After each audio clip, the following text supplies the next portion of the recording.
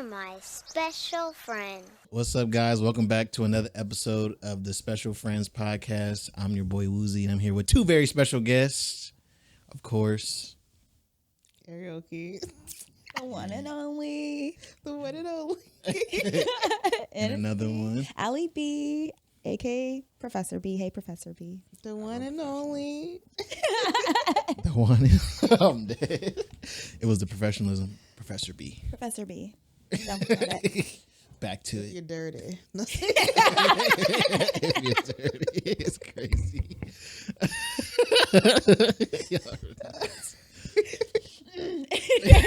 Y'all funny. But yeah, we're back with another episode. Sorry we missed last episode. I had went out of town. Had to do a little dip into Fresno, but I'm back now. We back. We're here with another episode, and we got a lot to talk about today. So before we get into it, I want to check in. How are you guys feeling? Valentine's Day was yesterday. Yeah. Mm-hmm. Love in the air. Mm-hmm. Not the love in the air. I'm a throw up sound. You hear that? Gagging. Gaggy. But yeah, well, how did you guys spend your week or Valentine's Day, whatever you want to talk about? My week was good. I've been working on a few of my personal projects, and those will be launching soon and rolling out. So actually, I didn't tell you guys, but my limited podcast launched yesterday on Valentine's Day. I forgot all about that. Wow. You just gonna casually drop it right now? Congratulations. Thanks. I'll make sure it's linked in the description so y'all can check it out. So that launched yesterday, and then I have some other stuff I'm going to be recording and producing coming out this spring. So I've been just doing like prep work around that this week and like connecting with people who's going to be involved. I'm really excited because I decided to do like a little book club sort of. In the previous episode I mentioned to y'all that I want to start reading the book The Mountain Is You. And so if y'all are interested, you can join my Discord and we can have conversations about it weekly. I also am like a big film and television fan. Like I'm super into film. And so I watch a lot of TV, and if you follow me on TikTok or Snapchat, I talk about the shows that I watch, but I want to have like, I don't want to just keep talking to my phone. I want to talk to people about the series and the each episode and stuff. So that will also be available in my Discord. So add me on Discord. It's with Eareoke. So WITHEAREOKE. So with Eareoke is my Discord. And the show that I want us to talk about is Paradise. It's already 5 episodes in, which just seems kind of deep. But I'm not going to start talking about my Discord till the following week. So you guys have time to like kind of binge it if you want to. It's on Hulu and possibly another streaming, but definitely on Hulu. And I love the show. I would love to talk about the show with some other folks to see how y'all feel about it. But it's really perfect show so far. And I'm excited about it. Yeah. Is Paradise with Sterling Brown? Sterling K. Brown. Sterling K. Brown. Starring in it. You know what? That's why I was struggling with Night Watch, because that's what I wanted to start watching. Well, but I didn't start watching it because I was like, let me finish what I committed to. And now I know. I should have done both. You could do both. Yeah, I'm going to do both. Yeah. It's a really good show. Yeah. Great producing, great directing, great imagery. The lighting's a little off, but as far as like the storyline, the pacing, perfect balance. I haven't experienced that in a while, so I really like it. Okay. Yeah. Sign me up. Okay. What do you consider perfect balance in the story? So my sisters think that I give too much like benefit of the doubt when it comes to TV shows, and I always give a show 4 episodes before I write it off, or if I'm hooked in. And they're like, that's too many episodes. Like, why are you watching 4 whole episodes before you decide if you like a show? I'm like, that's, for me, in my mind, that's typically the time where you need to make that stamp or whether audience is going to be locked in or not. So if you can't lock me in by the 4th episode, then it's not a good show, because you should have already done a lot of your character development. Of course, throughout the seasons there are going to be more and more character development, but it should be some like a good meat of the characters. You should have awareness of the storyline, the developing storylines. Like there should be something to draw me in and lock me in, right, by the 4th episode. So I feel like this show did really well with that. But the thing that makes it more balanced is that it's also slow burn. And usually slow burn shows, it takes up to like 6 episodes before you're locked in. Yeah. But this show balanced it too. It was a slow burn, but the pacing was good enough for them to get you locked in by the 4th episode. So that's what I meant by the balance of it. Interesting. Yeah. Okay. Do you agree with that? Do you feel like what's your run of time before you say a show's like, you know what, I'm not interested? First episode. I agree. Give it 1 episode. Oh God, I maybe 2. Maybe 2. Yeah. First episode definitely should set the tone. Yeah. If I'm not like sold by the first episode on characters, like general plot and setting, it's like next. Yeah, I agree. My attention span. Sometimes I'll try though. Like if for example, Ariel Ariel's like, have you ever seen Night Watch? And I was like, no. She's like, want to watch it together? Okay. So I give it a shot, but it is. I feel like it's not a slow burn, but I do feel like it's one of those TV shows you have to watch and concentrate to like keep up with. And normally when I watch TV, it's when I'm grading and doing things, so a little bit harder to actually lock in. Yeah. So the first episode, I remember actually falling asleep on it and telling Ariel, I was like, I don't know, it was a little rough. I'm having a hard time. She's like, well, I'll wait for you. So, but yeah, I will stick to it if I'm watching it with somebody, but if it's on my own volition, it's going to be 1 episode. Yeah. And even if it's popular with most of society, if I'm not sold in the first episode, I'll just wait till later on. Try it again, maybe. I would like to think that I can watch a couple episodes, but for me, you got to be because especially like the show that locked me, the last show that really locked me in was Ozarks. That one's good. And that first episode of Ozarks is nuts. Yeah. Had me like shook. So I'm trying to think, like there's not very many shows where if the first one is just like boring that I'll watch it back. There's a show, I can't remember what it's called. Is it called The Intruders or something like that? It's some show where it's like about this young family buys a house in this neighborhood, and it's like something eerie about the house, and there's like a guy who lives there who's always been working there. They always keep him there, and it's like the first episode kind of like started to set it up, but after the first episode, I said I ain't watching. Is it the Watchers? It might be The Watchers. That show's so good. The first episode I watched it, I said it's just not. Yeah, like I don't get what's happening. Like you're not giving me enough to be interested. It's just like, okay, something's weird happening. Yeah, but I don't like any characters. Something weird off. Let me see what this weird is about. See that only works when I feel like there's like real good characters. Yeah, or there's like a star that I'm like, okay, no matter what, I'm like Will Smith or something like that. Like, okay, I'm gonna watch it just because Will Smith. Yeah. You can get away with that, but it's like a bunch of randos. I don't know none of y'all names.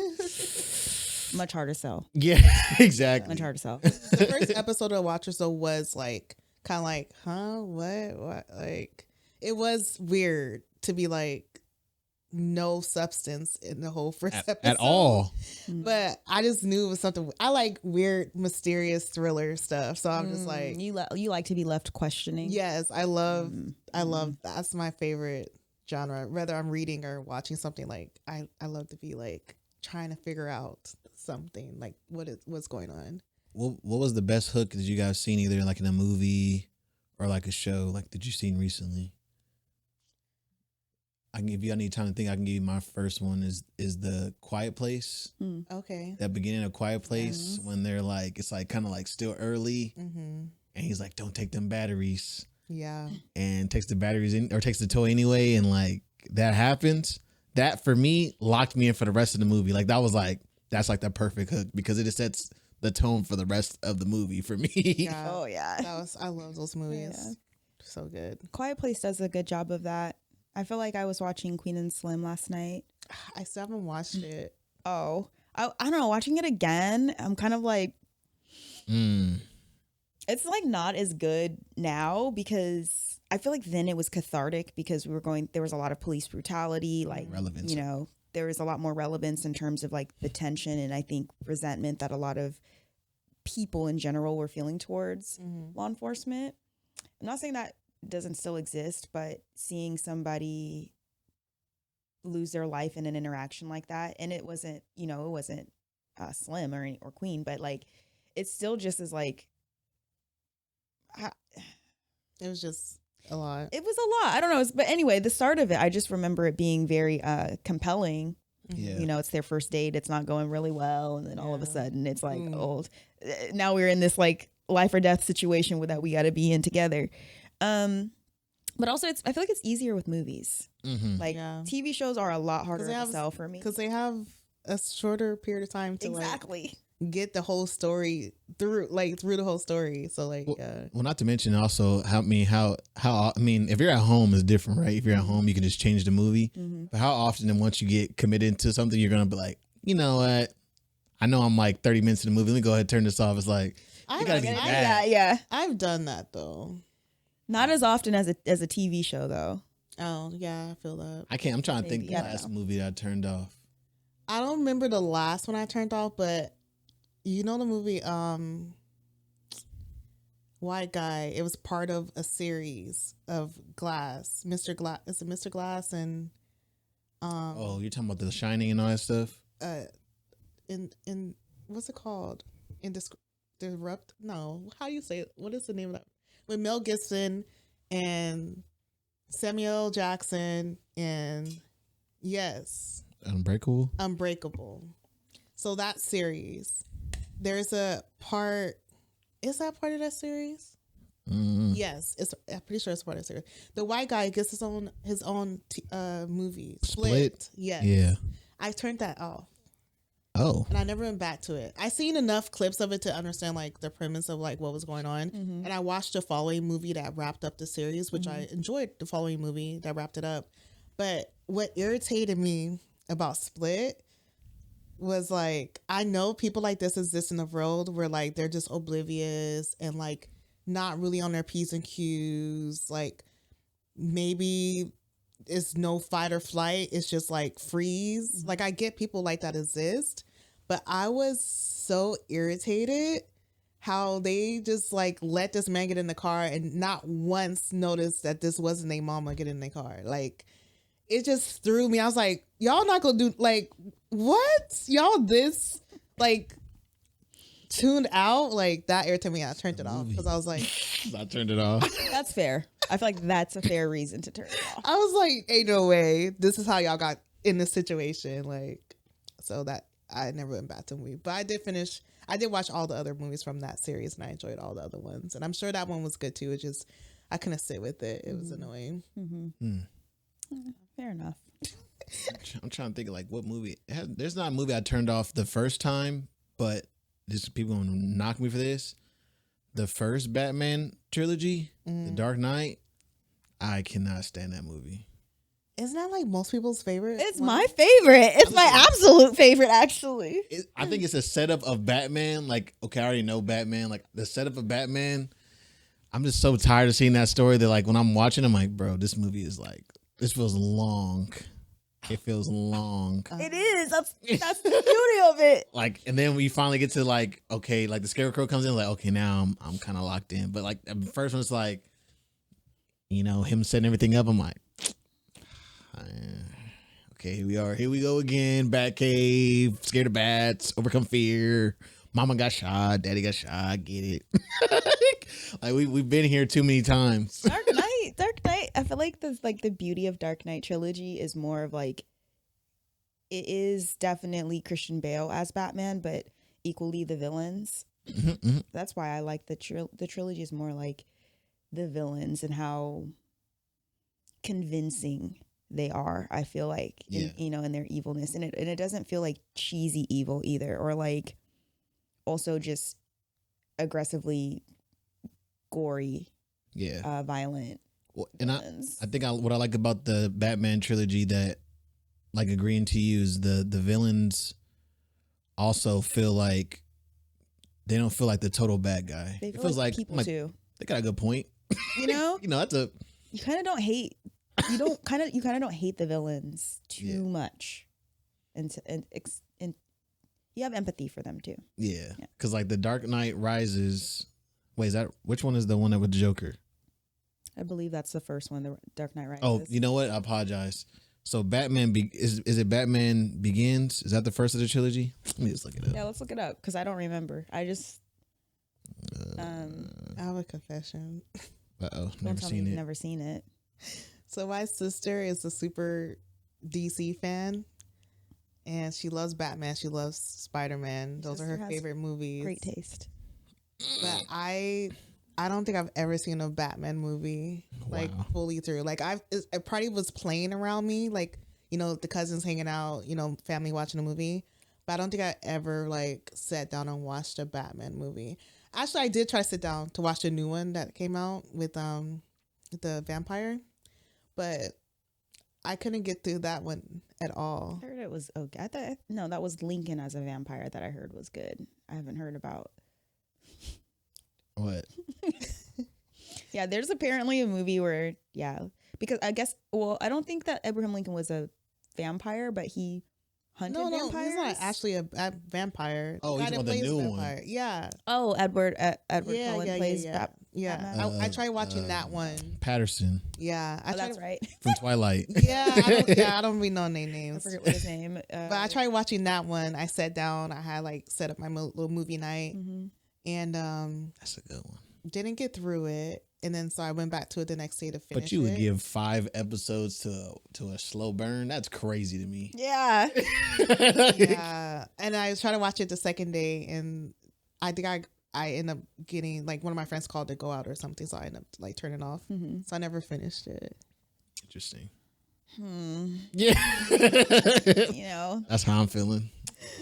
Yeah, The but I mo- heard like a good takes on it, you know. So I'm pretty sure it's a good movie. I also apologize. I said Dark Knight, but I meant Batman Begins. Batman Begins is the one that I can't Okay. watch the beginning. Dark Knight, I could watch back to back actually. Okay. I was Dark Knight gonna Rises. say that is a hot unpopular. Yeah, take. because I was like, the Dark Knight is the one with the Joker, and my favorite scene is the scene when they have the 2 boats, and they basically say like one can blow up the other boat, or like basically one can blow up the other boat and see who's gonna do it, and they're like, well, they're criminals, they went to jail, and it's like, but y'all all doing criminal acts and just never got caught. And it's like, that was just such a good where I'm like, you know, just like a self reflection type thing. I just really appreciate it a lot. But yeah, the Batman Begins is probably the last one of those movies when they put it on. Let me know when the Scarecrow really starts doing his thing. I'll come back. I'll jump back in here. But what about you, Allie? What did you? How was your week? It was great. I had a good week. Well, it was busy, very busy actually. But it was so good. Valentine's Day was. I worked on Valentine's Day, but I got to spend some quality time as well. So it was just a good week. Good, busy, but rewarding week. And I feel like I'm this semester getting better energy from my students. I feel like I'm putting better energy out for them. So Nice. yeah, no complaints at all.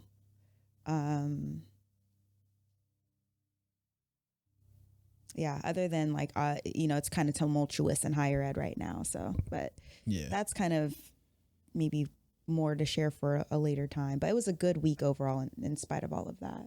That's good. Yeah. Wow. What about you? How was your week, Lucy? Man, that's one of those weeks where I've just been running. Like ever since I came back from Fresno, it kind of put me behind. Well, because we didn't record, it gave me more free time. But I've also started a new routine of waking up early and doing a Skillshare lesson every morning. Mm-hmm. So waking up at 4:45 and doing some studying by 5:30 for an hour has been it's been a positive thing because it just puts me in the right mind space throughout the day. But with that, the end of the day feels a little bit tighter because you can't really play around too much when you gotta get up early in the morning. which has its positives and negatives. The positive part is like you kind of don't fool around, but I cook a lot of my meals from scratch, unfortunately. So a lot of times, I'm starting to realize when I cook, like it throws the whole like rest of the day in a tizzy. So I'm starting to get into some prepping. So last week I prepped some beans and stuff like that, and just some stuff that you can throw together into different dishes. So this week took advantage of that, and then yeah, pretty much had a good week. I'm here the weekend. Valentine's Day was yesterday. Enjoyed my time with that, and yeah, Right on. excited for this weekend to get back to it. Pretty much, Yeah. Going to be very busy until summer, so I'm excited about it. We get kind Working of on some stuff for y'all. You feel me? But with that, something that Ariel didn't touch on was her hot take for the week. Yeah. She's been bamboozled, she feels like, by someone recently. I was. She thought she could trust somebody, and then for whatever reason she saw their ear, and that just gave her all she needed to know. Okay, so here's the history of the dangling cross earring. Well, give them the context. Who are you talking about? No, I'm gonna get into that. I'm gonna get into that. I didn't see the rest of that sentence. So basically, my hot take is that dudes who wear a dangling cross earring, whether it's one ear or both, they are not to be trusted. There's something deep rooted that is just like unhealed. There's some hidden agenda. There's, impure intentions, things like that, right? And the reason I came to this conclusion was because of media, right? I watch a lot of TV, I watch a lot of content, and every time there's something not right with a fella, he has a dangling cross earring. People I know in my real life who's dated, have friends, all those things, have similar experiences with these same type of guys that have dangling cross earrings. One particular example of media is on Love is Blind. I forgot what season it was, but there was a particular suitor on there who had a dangling cross earring, and his homeboy showed up for the suit fitting, and like when they talked to him right before the wedding, dangling cross earrings, and they were telling him ridiculous things. Like he was coming to them like to confide in them, and I was just like, this adds up. They're not giving him wise advice, and you know what? They all got dangling cross earrings. So I'm just like, after all this, like just seeing and hearing all these stories, and all these men all had dangling cross earrings, I was like, okay, that's obviously a key indicator for me to stay clear of.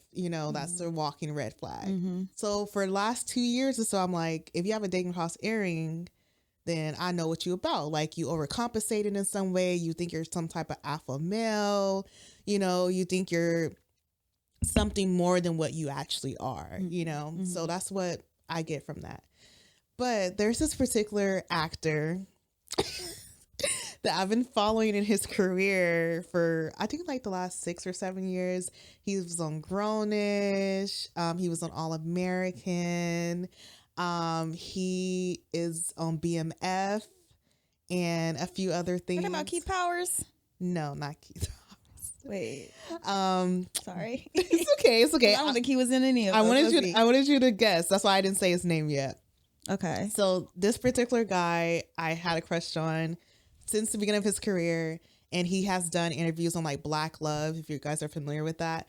And I was like, oh, I feel like I kind of get a gist of like the type of guy he is, because he seems really genuine, honest. His takes on the different conversations they were having, I was like, oh, he seems like a really stand-up guy. Like, that's dope. Like, he looked good and he sounded good, Watched a few of his other interviews. He talks about mental health for men and things like that. Like, really positive guy. And then one particular interview I went to watch last week, he had on the dangling cross earring. This guy I'm talking about is Da Vinci. His name is Da Vinci. Are you familiar with Da Vinci? Is that the one with the locks? No, I don't know. He doesn't have locks. At what point in Grownish did he come? He dated Zoe, I think like her first or second semester of college. He played Cam on Grownish. He was like a basketball player. Not Cash, Cam. Oh, maybe it was Cash. It was Cash. The guy that played Cash. Yeah. I remember Cash. Yeah. Yeah. So he had a dating across Eareoke. You've been following him? You know what? That's because that was his debut, wasn't it? Probably. It was around there because he recorded this in All American around the same time. And I was just like, dang, another one bites the dust. You don't know. He could be, he could be an outlier. He could be an outlier. But what confirmed my studies was I went to SoCal for my aunt's 50th birthday party back in September. And my uncle was there. One of my great uncles, my grandmother's brother, was there. And that's what I thought. That's when I thought my study had concluded because he had on a dang lacrosse earring. And you know what? He's the oldest F-boy I ever met in my life. So I said, this adds up. But then I see Da Vinci with one. I'm like, there are outliers, So maybe he's an outlier. I hope he's an outlier. Yeah, I hope so. I've never realized. I just feel like the dangly cross earring is getting a bad rap. He says the guy who doesn't have one. I don't have my ears pierced at all. But I just think it's to attribute an accessory to like to let people know to distance yourself from this person. That anybody who wears one is immediately should just be X off the list is, I don't know, to me, a little crazy. But it's girl math. Yeah, it definitely is girl math. Me and Ariel have had a couple conversations because, like I said, so this is the thing. I asked her. I was like, "Okay, we're gonna have a conversation about what an F boy is. Let's break it down. Let's break it down." So this is the things that Ariel told me. Okay, it equates to an F boy: immature, a mismanagement of emotions, commitment issues. They claim they're self-titled themselves as a high-level man. Deep down, they're hiding something and they're overcompensating. And she said, if they have 3 out of 8 of these, I don't know if that's 8. 1, 2, 3, 4, 5, 6. She said 3 out of 8, but if they have there's more you could consider, but that's what I came up with. Basically, if you have 3 of these, that you're considered an F boy. And for me, I said to put all these traits on somebody who wears an earring is crazy. And that was my point that I kept making. Like, I'm not saying F boys don't exist, but as soon as they put the earring on, they encapsulate all these things. I have not been proven wrong except for this Da Vinci incident. I mean, here's what I would add to the theory. Okay. Because I don't know if it's just a dangly earring, but I do think there is like an accessory that does kind of like add to a level of like I do think F boys have a particular style and presentation of self, something that will like set them apart and make them just like slightly different because they're already probably attractive. So it's whether it's a dangly earring or it's interesting a grill or you know what I mean, like a particular haircut or particular shoe. I just feel like F boys have there's a particular thing that's their thing. You know what I mean? That most don't do. So I would accept that, but I would only add the amendment that there's usually it's an accessory of sorts. Yeah. It's not just a cross earring. It could be something. It could be a beanie. A beanie? Yeah. All right. So we're just labeling that guy walking down the street, that guy got a beanie on. Yep. I could tell that way he wear that beanie on. The way he wear it, The way he folds it up just once. He pinches the top. Yep. The color, the size of the yarn, the knit pattern. But I asked her, I said, what's the difference between like someone who's just an immature person and an F boy? Is that synonymous? How do you differentiate the two? Because some of these characteristics. I feel like there's people who just don't, like you would say, don't know themselves. Like you beginning in life trying to figure it out. Because I told her, we had the conversation as well. Like, have you not embodied any of these? any of these? And she said, at one point in my life, I said, then what are we talking about? So I'm like, that was my thing. Is like, how do we differentiate somebody who's like just moving through life thinking this is how you move, and somebody who's like, no, this is how it's supposed to be? Because I feel like those are two different people, and I wouldn't consider the first one. They shouldn't be dating. They should be working on themselves. Girl, how you work yourself? You don't know. But they need to be self-aware about it. And a lot of times, these particular people don't be self-aware, and it's not out of like, oh, they're just oblivious. Just like they think that they're this high-level person, so that's like the barrier for them knowing what they really about. You know. Yeah, I think that's the main difference between immature and F-boys. Like because immature people, they could still be very loyal. Like they can be very loyal, and I think immature people, they can still also own where they're insecure. Like I don't think immaturity infers that you're innately going to have commitment issues or be overcompensating for yourself. They could happen, but I think with an F-boy, they definitely happen. And that's, the main difference between an immature person and an F-boy or F-girl, Right. Either side. Yeah, but that's what I say. I'll just, again, how do you differentiate it? Because she's saying if you got a few of these, you're labeled. So that's why I'm like 3/8. Yeah, the 3/8 rule. I think the primary ones are overcompensating. They self-title themselves as like alpha or like high level, and they have issues with managing their emotions. Interesting. The concept of fuckboys is always so interesting to me, and everything just like unfolds because like this is my thing about the fuckboy, right? Like, do they exist? Obviously, but a lot of times they be the coolest guy for you, for y'all. No, not for me. I'm talking about like in the concept of like who this person is usually the person that a lot of people gravitate towards. Yeah. And that's why they've been able to have this mindset that they're high level. But the question is like, why are so many people gravitating towards this person? Because they're overcompensating. They're trying to fit a mold that they feel people are attracted to. And okay, the overcompensation exists in the accessory. Got it. Like the that cool factor you're talking about, it exists in the accessory and in the way that like they style themselves.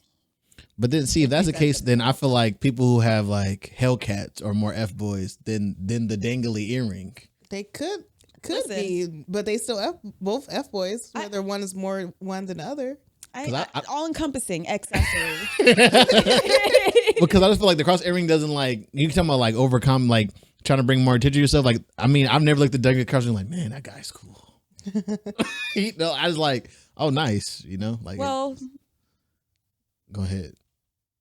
Depends on how he steps out. Like, because I don't know. I guess like a nice car isn't like a guy inside of a nice car could still be very humble and like not an F-boy at all. But it's really how a dude, I think, it's not the nice car. It's specifically the Hellcat. Specifically. What is a Hellcat? Like what brand is that? Is that like a Dodge Challenger?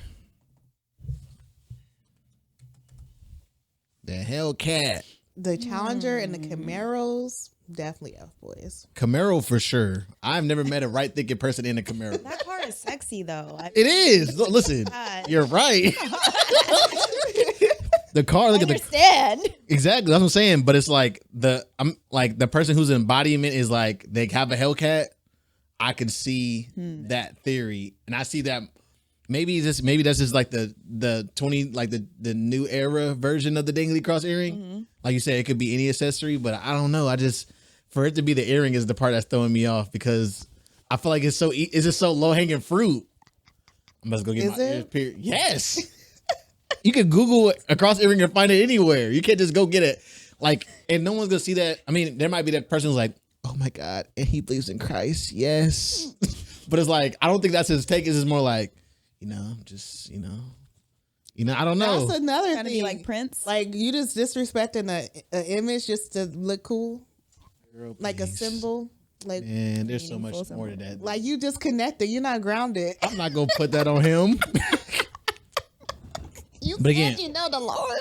I bet you at church. We all fall short. Yeah. Yeah. But on the topic of cars though, so I had this conversations a few months back with a group of ladies. And we're talking about like, does a man's car matter? Like when you first meet someone, you see what kind of car they drive. Like, Yes. can you make assumptions about like their character or like what type of person they are, things like that. Yes. And so we were just like, yeah, like I think a car can tell a lot about a person, like if they're more like practical, sustainable, you know, things like that versus like flashy stuff, whatever. And so one of my friends brought up like the Cybertruck. And we were like, you would date someone with a Cybertruck? And she's like, it's just a car. Like, I don't get it. Like, what can you get from them, like, having a Cybertruck? Like, what would you assume about them? And we're just looking at her like, I need to meet this person. She's a right thinking person. No, what? She's a right thinking person. Like Cybertrucks? I'm not mad at the Cybertruck.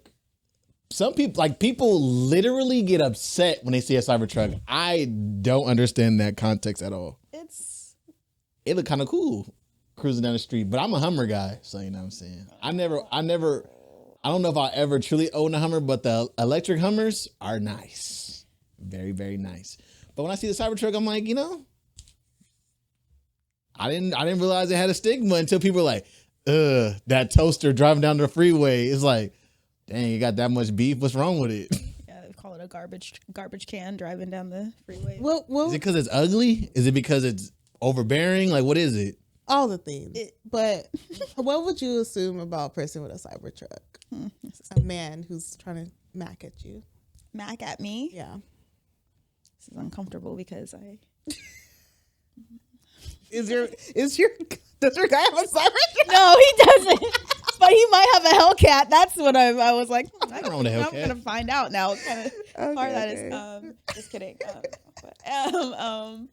The Cybertruck. If somebody was trying to mac on me in a Cybertruck,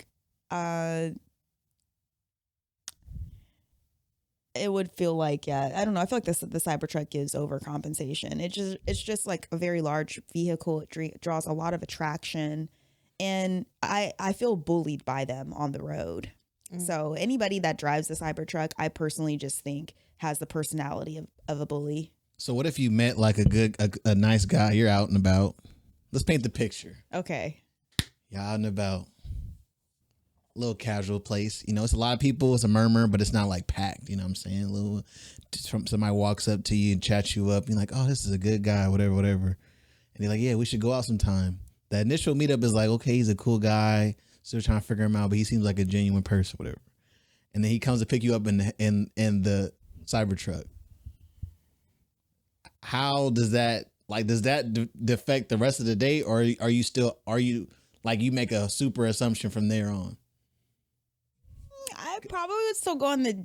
No, I don't know. I'd probably still go on the date, but like I definitely would have some stereotypes and preconceived notions that he'd have to fight and break through in the date, and I would probably tell him. I'd be like, so this is an interesting choice. What made you choose this? Interesting.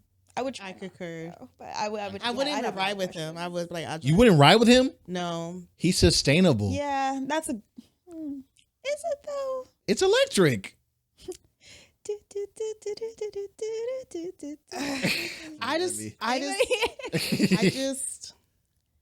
I can't be like sustainable but cool. Lithium batteries aren't exactly equally as sustainable as. Well, then I need to talk to California about that.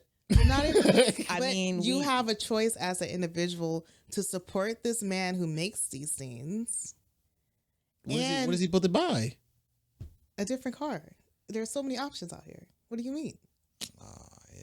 And the lithium They're battery. They're trying to ban gas vehicles by 2025. Okay, know. there's No, other 2035, electric guys. vehicles out there. Who? What you mean? Every brand has Rivian? an electric vehicle now. What do you mean? Who? All car Name brands. them.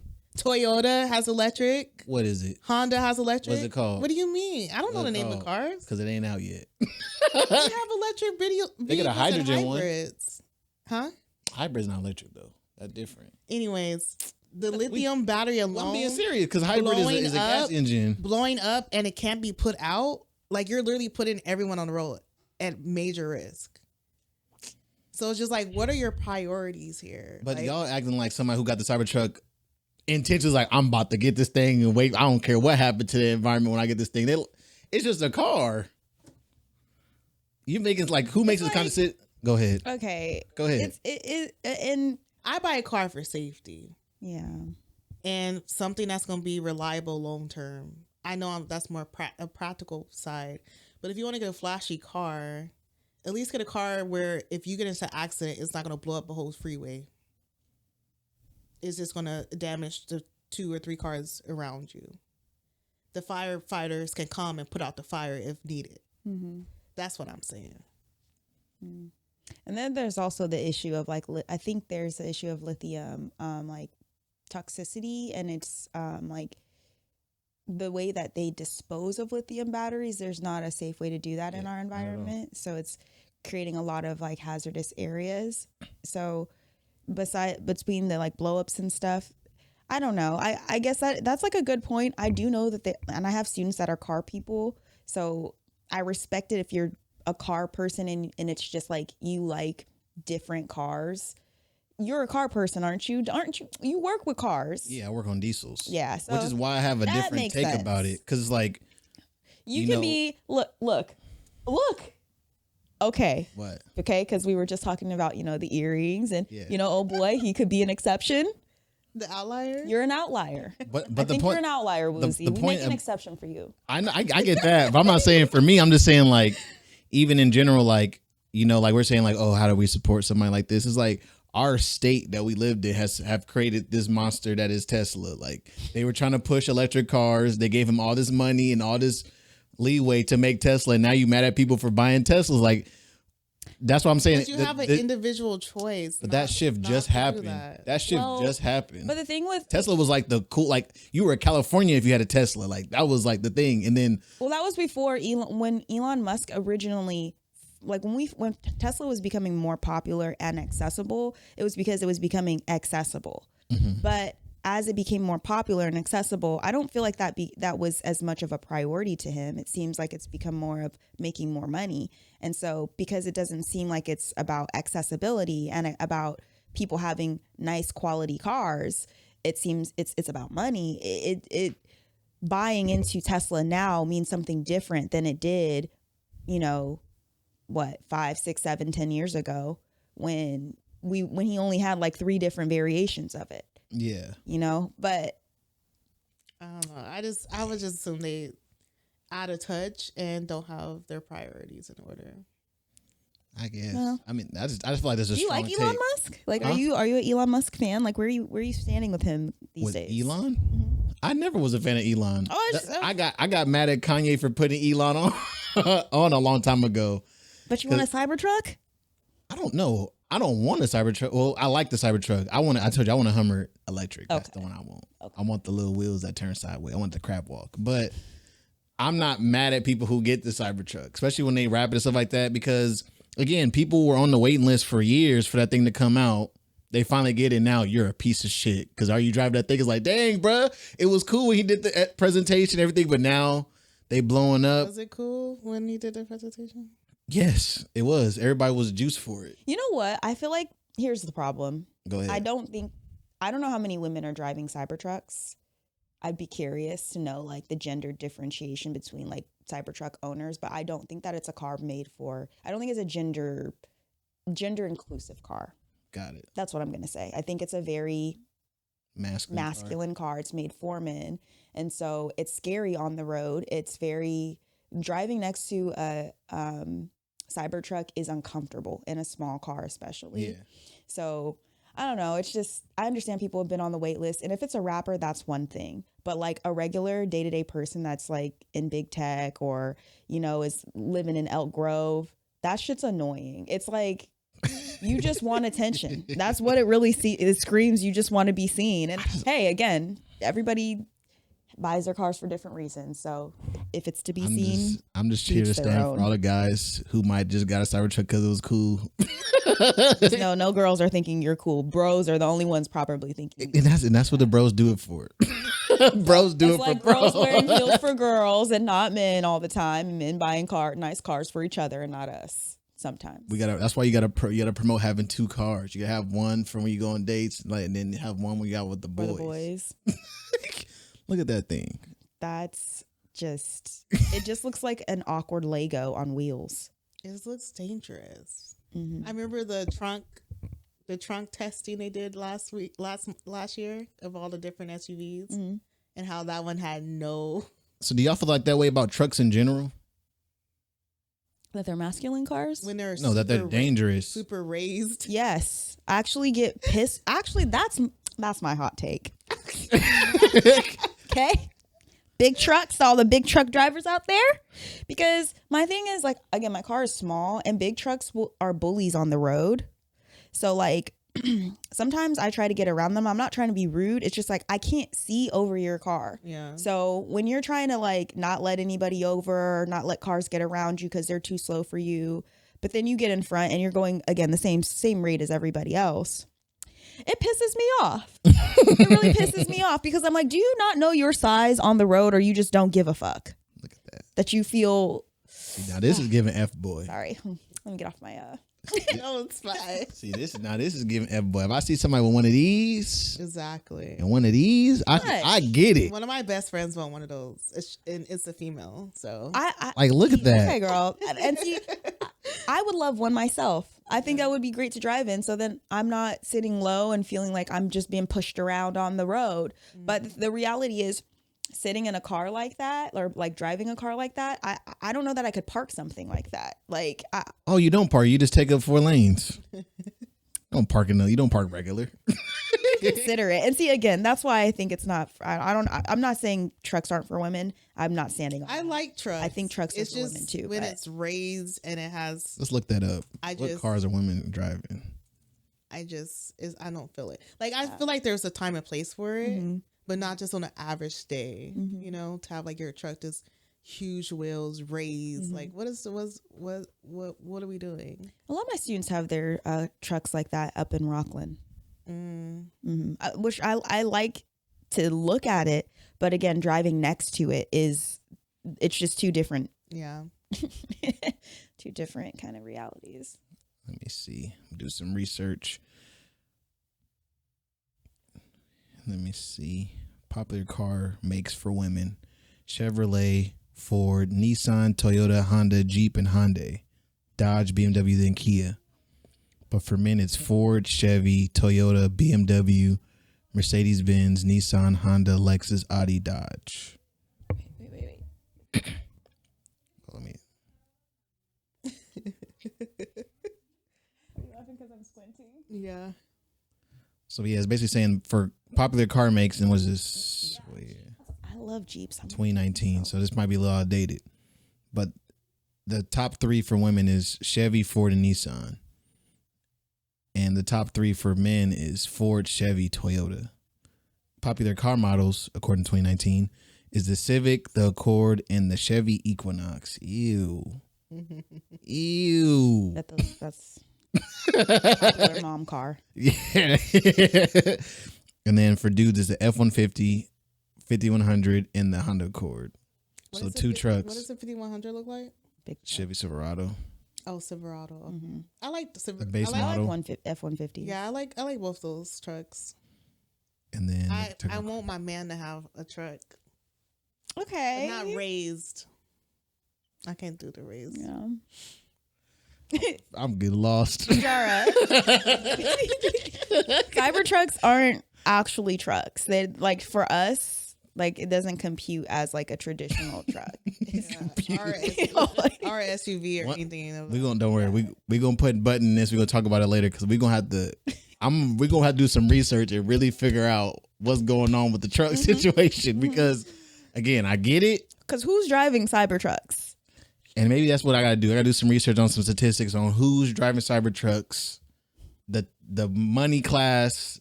We gotta get the demographic. Okay. We're gonna do some research. We're gonna come back to this conversation. Okay. Fair But enough. now we know, poor guys out there. All you guys driving Cybertrucks. Get rid of them. Well, they can't get rid of them, right? No.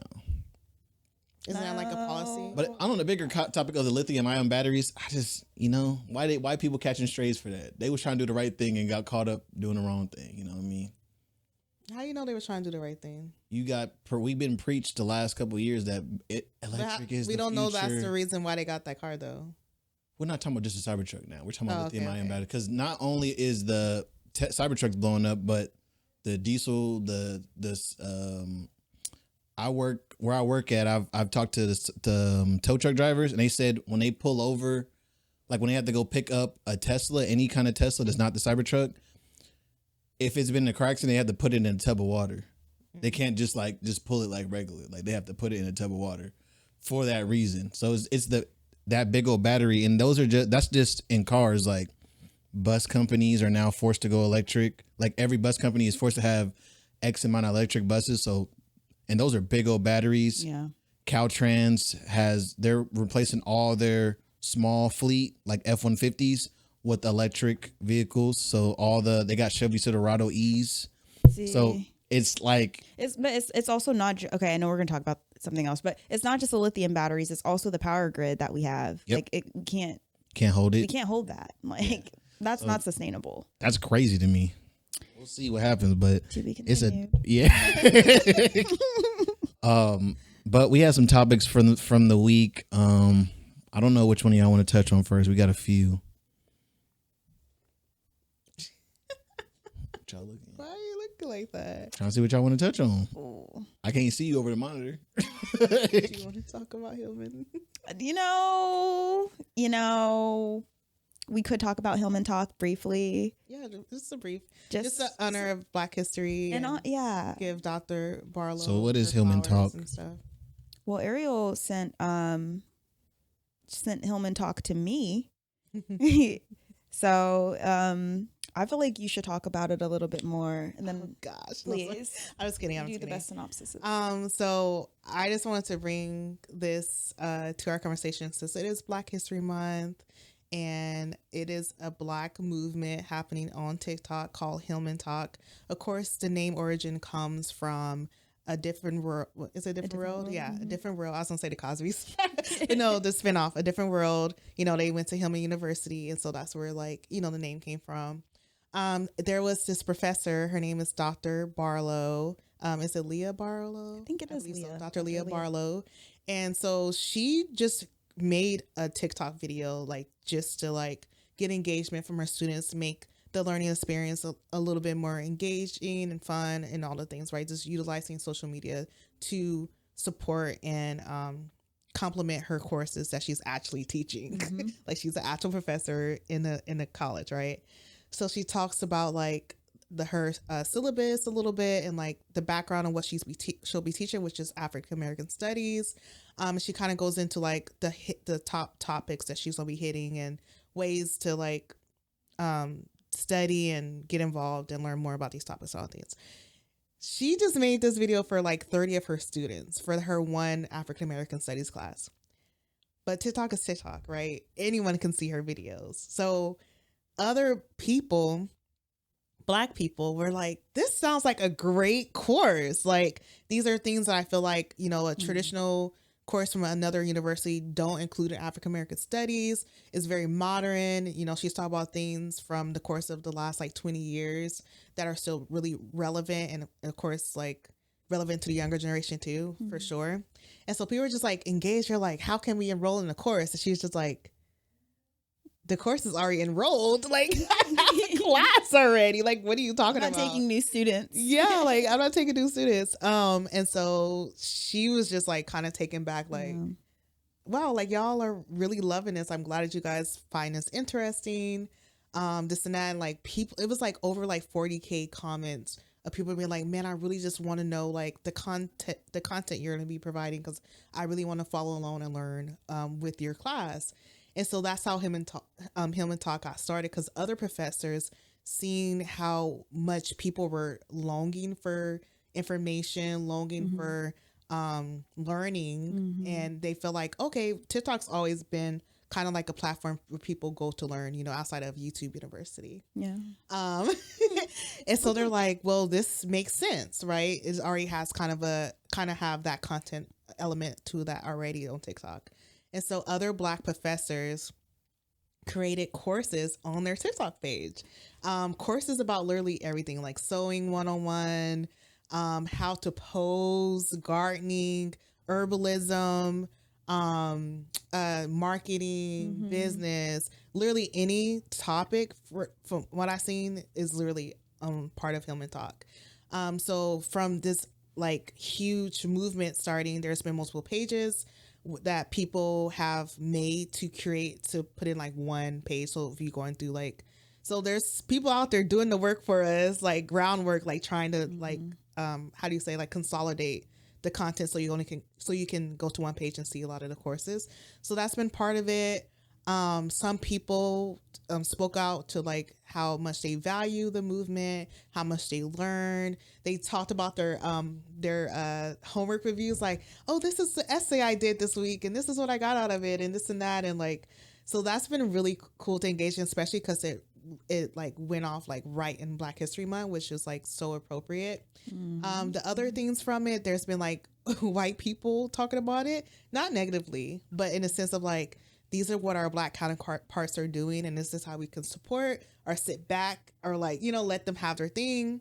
There's been a few Black content creators saying like, hey, you know, this is amazing. We love that this is available to us now and that we're pouring into this community, but let's be cautious because you know what happens when we create our own things. Like they often get torn down, right? Since then, has been happening. There has been a lot of shadow banding.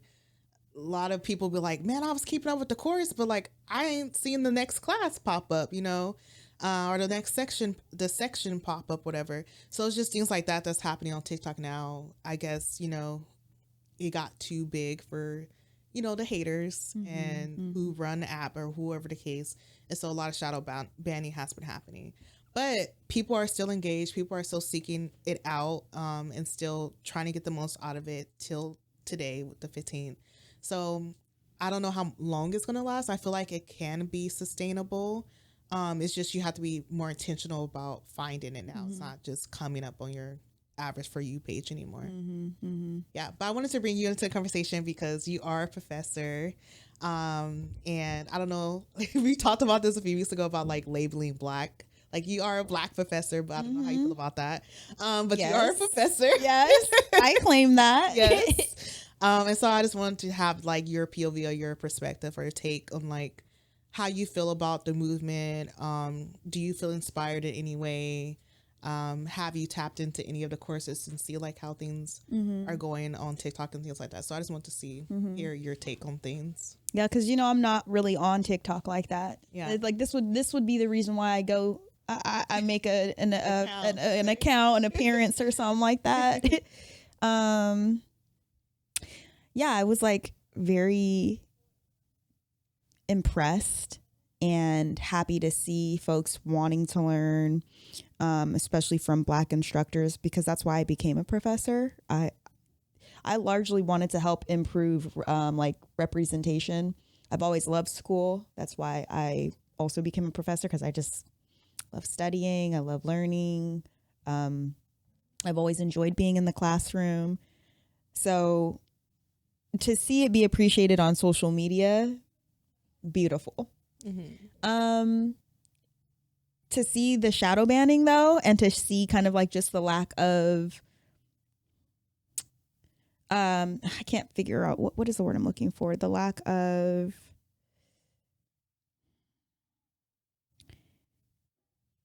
like long-term structure for it. Yeah. Because Dr. Barlow has a tenure job, I imagine. She's an assistant professor. Imagine she's like going for tenure if she doesn't already have it. She don't have time for that. And I don't either, even as an adjunct, as a part-timer. And so it's frustrating to see how many people want education and want to learn from quality educators, but there's limited spaces to be able to do it consistently and in a sustainable way that helps you to live a stable life. You know what I mean? So I was like very excited to see that. I was kind of hopeful like I could maybe start doing some classes myself, but ultimately I don't know if I'll be able to. I might have to just like stick with my YouTube. It's kind of sounds like if one of my lectures on YouTube had gone viral, you know. So, and then on the other side of this, why I also wanted to briefly talk about it is because in California in particular, the CSU is, you know, doing a pretty major budget cut. And I believe that this is for multiple reasons. One, you know, Trump's talking about wanting to do away with the Department of Education. Department of Education funds a lot of programs for a lot of different state schools, like the CSU. But we're actually not one of the most dependent states on federal funding. But because, again, it's up in the air, we have to be smart. And so the CSU has a deficit. So they're cutting roughly $400 to $800 million from academic services or across different services. But at Sac State in particular, as it's been divvied out, you know, like I said, 400, 800 across the CSU. That's across 23 schools. Well, Sac State in particular, we're going to be having a $44 million budget cut. And of that, mostly instructors are going to be affected, lecturers like myself. And so to have something like Hillman Tok potentially be another place where we could find space to teach, find students to teach, and students who would appreciate us, because that's all. Most of us are not teaching for money. Right. We just want to be stable, you know, and we just want to teach students who want to learn. But today's climate of students, today's climate of education is very different. It's very difficult to thrive as an instructor if you're not full time, even if you are. So I'm optimistic, and I'm hopeful that like Black folks can find a way to, I don't know, find some kind of sustainable platform. Yeah, I don't know if it's like a global cause or really TikTok was gone last month. Mm-hmm. Like, So I got a question. What I don't know if this is so. Like the thought that come to mind is, I know specifically people who like work for a school. I remember a guy when I used to work at Safemart told me about his son who worked for X school, and he created a system. I guess by doing that through the school owns that. Does that apply to like lessons and stuff like that? Because I know that's common with like if you go to like if you work, say if I worked for Macy's and I was a graphic designer, all designs that are made by me are owned by Macy's while I'm working at Macy's. So if I try to go do something on the side, technically Macy's can like stop it because I work for Macy's, and that should be technically a Macy's design, something like that. And I wonder, does that apply to like if you craft a lesson for Sac State and then you try to go give that free online? Can you be like, can that affect you adversely? Or if you've offered it at the school, like as in your own teaching, I believe it is a conflict of interest. And yes, technically the school does own that as their intellectual property, which is why I'm very careful about my materials and who I share my materials with and what materials I'm using for schools. Because yeah, I mean, at the end of the day, they own a lot of the stuff we create. And so when we're not being paid well, and then we're in positions like this, where budgets are being cut, all we have is our intellectual labor. All we have is like our intellectual ideas. Yeah. You know, but yeah, they do own them technically, to answer the question long. Yeah. And that's why I was wondering, like, what this is like, you know, obviously like Hillman Tok is dope because it's, you know, Black centered, which is important because like you said, we have Black educators, but they're not the majority, and they're not. We're honestly oftentimes in more vulnerable positions when you're thinking about like full-time to part-timers. Part-timers make up a large majority of, in higher education departments, we make up a large amount of the teaching faculty. Yeah. You know, so it's a lot of people of color being affected in that way too. Yeah. You know? So like, how do you feel about the like, because you know I was as you guys are talking, I was just doing some more research. I was on Reddit reading some more about it, and I guess like you said, it started with the lady who dropped the first video and it went viral, and other people were giving true lessons, like real information on there. And a lot of people are still kind of putting that, like, you know, some people are trying to claim it as like a Black Panther movie, like you're saying this is only for Black people, but again, it's on TikTok. No one's gonna like TikTok doesn't go like, oh, this is for white audiences. It's like if you are into this type of stuff, you'll find it. But it, like, what is your thoughts on like people kind of already trying to, like, this is like a wholesome thing and people are already trying to twist Try to silence it. as an educator. It makes sense because I mean, you know, this. If you think about any like social media, like TikTok had Black Twitter, has Black Twitter had. I feel like you could easily say that through the takeover, Black Twitter has been silenced a lot more than maybe previous years. So it's not a surprise to see TikTok take a similar path in terms of just not appreciating the Black voice, Black thought, Black creativity and intellect, you know, and the world doesn't appreciate it either. So it's not a surprise. It's a threat. It's a threat that we're smart. It's a threat that, and you know, the reality is too, when I graduated, I don't know, I'm pretty sure this is, I think this is still, you let me know, a statistic, but like Black women have been one of the most formally educated groups of people in this society, you know? And so it's like to be in a place where TikTok would not want to support something like Hillman Tok is disappointing, but like, it's not a surprise. It's just not a surprise, especially in the actual experience. Black women are also more likely to leave positions, leave higher education, and not stay. Like retention rates of us is a lot lower. It says in 2018, 2019, Black women earned 66% of bachelor degrees, 71% of master degrees, and 65% of doctoral, medical, and dental degrees. And Black women earn more degrees than Black men. Black women earn 2/3 of all bachelor degrees earned by African Americans, and Black women earn 70% of all master degrees and 60% of all doctorate degrees earned by Black women and Black men and Black women. As long as we're in this administration, like they don't value education. This current administration does not value education. They certainly don't value women, and they certainly don't value people of color. So yeah, you know, it doesn't. It makes sense that they would not support Hillman Tok, even though it's wholesome, even though it would advance not just Black people but society as a whole. Because it's not like Black people are. We're connected to so many other groups of people too. You know what I mean? It's so. Yeah, I feel myself on a soapbox. Well, I definitely have. I had a conversation recently about that. Like, I was explaining to my sales manager about the concept of like. He was talking about representation. As a Latino man, he feels like there's not as much representation for Latinos in the political space. And I explained to him, I said, well, while I don't know if that's true or not, the benefit a lighter complected Latino man has that a Black person can never have is that you can assimilate into white culture a little bit differently, or not a little bit different, a lot differently.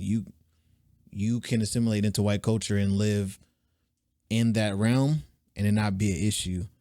And like that, I bring that up just because, like you said, like with stuff like this is like people always make it racial, but it's like that's only the case because the life that we live is completely different. And you guys fail to recognize that, which is why we create things like this. And then people try to come and take it on. Like I was reading right now, I don't know if it's 100% true, but they're saying that with the Hillman Tok, someone tried to like trademark it that wasn't Black.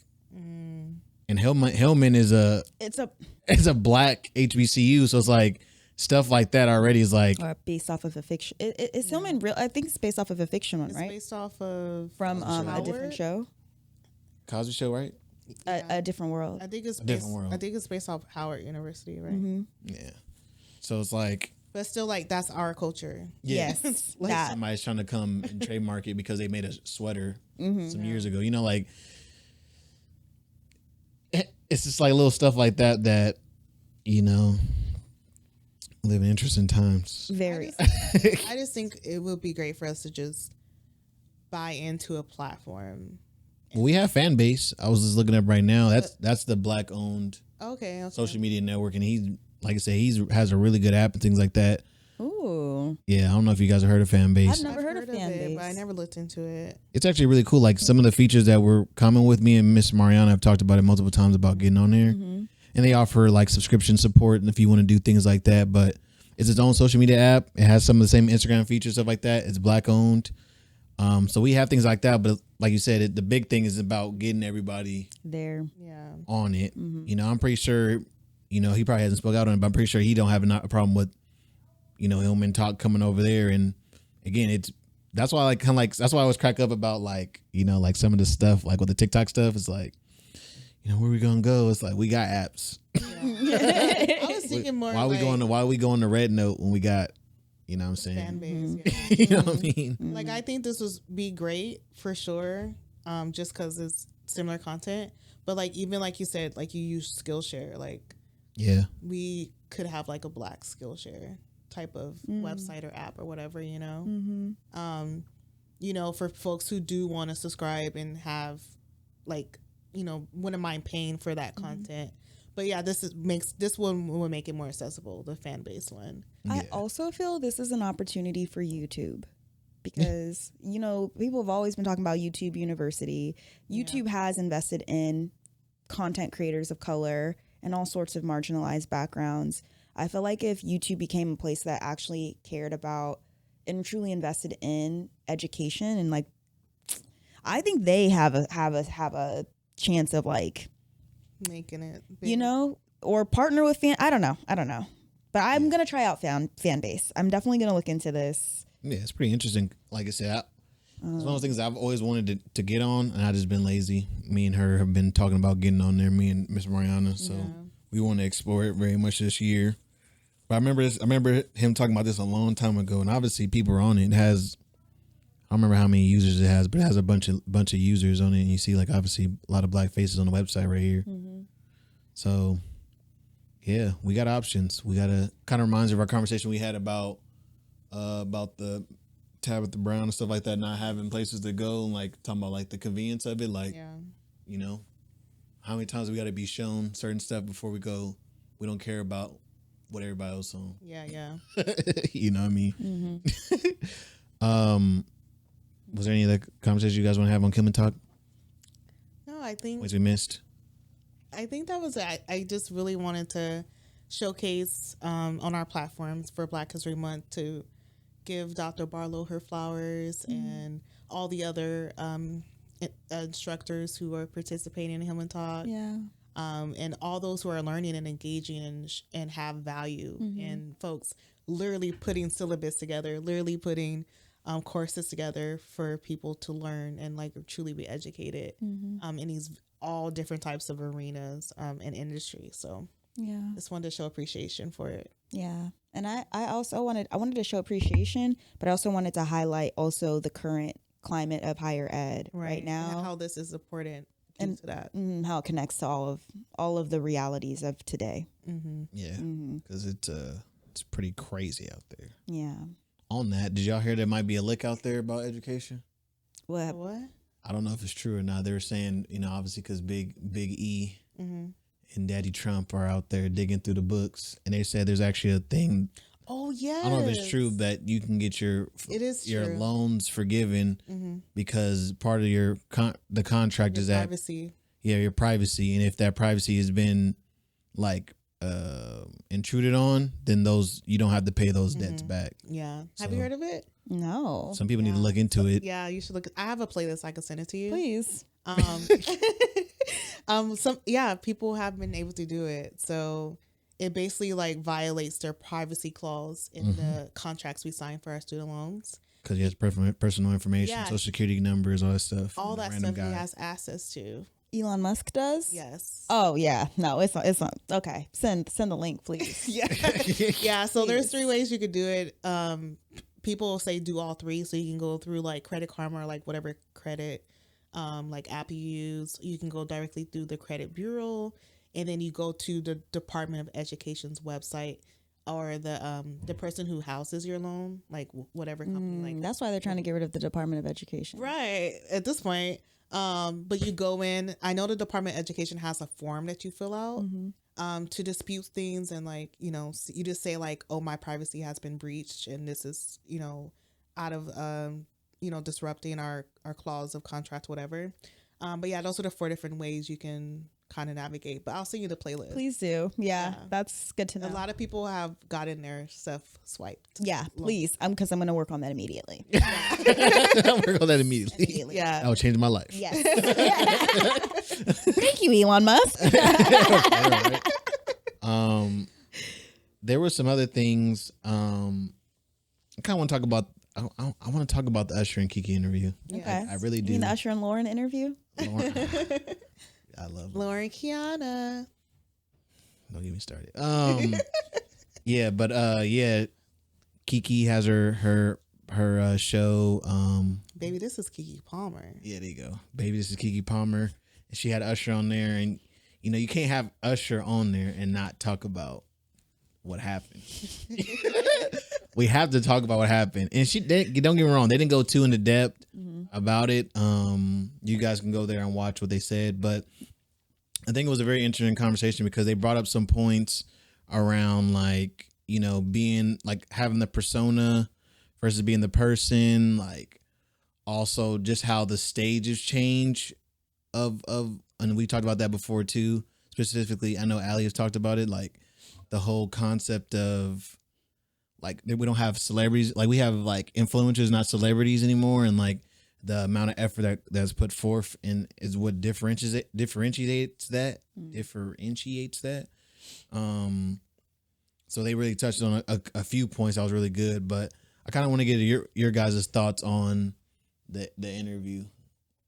I think Ariel might be the only one who watched the full thing. Me and Allie watched the clip for sure. Oh. But I just want to get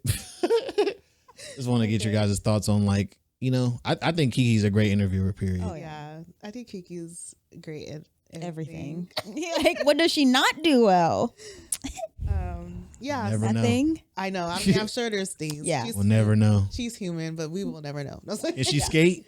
I'm pretty sure probably. Probably. She'll just put it on for the first time and she's like rolling. Yep. Just great. Oh, graceful. Yeah, so I did write some notes on this. But yeah, I really enjoyed the interview. I watch that podcast pretty frequently. That's honestly how I found out about Da Vinci's Earring? Yeah, because I watched his episode with Kiki, and I was like, oh, let me go watch a few more of his interviews because I haven't been keeping up lately. And that's when I ran into that interview with the earring. But anyways, so I watch her podcast pretty frequently. And so I know like how the conversations usually flow. Like you said, like she's a great interviewer. She's very engaging. And so that's what I expected from this one, which it was. I loved it that they both spoke about like being a child in the industry, like growing up in industry, having momagers, and how they had to navigate like the separation of like, this is my mom, but this is my manager. Like, where's the line? Where are the boundaries? When did it come to play where they started to recognize? Because at one point Kiki spoke about like there was a point she just calls her mom not mom anymore. She just called her by her first name. Because she didn't ever see her like so much as a mom anymore. Like it was just all like poured into like her career, their relationship. And so I really value that conversation. They spoke about mental health in the Black community. He spoke about like working with his partners. So like his current wife is in the industry and like what that looks like and the boundaries they have to make around that.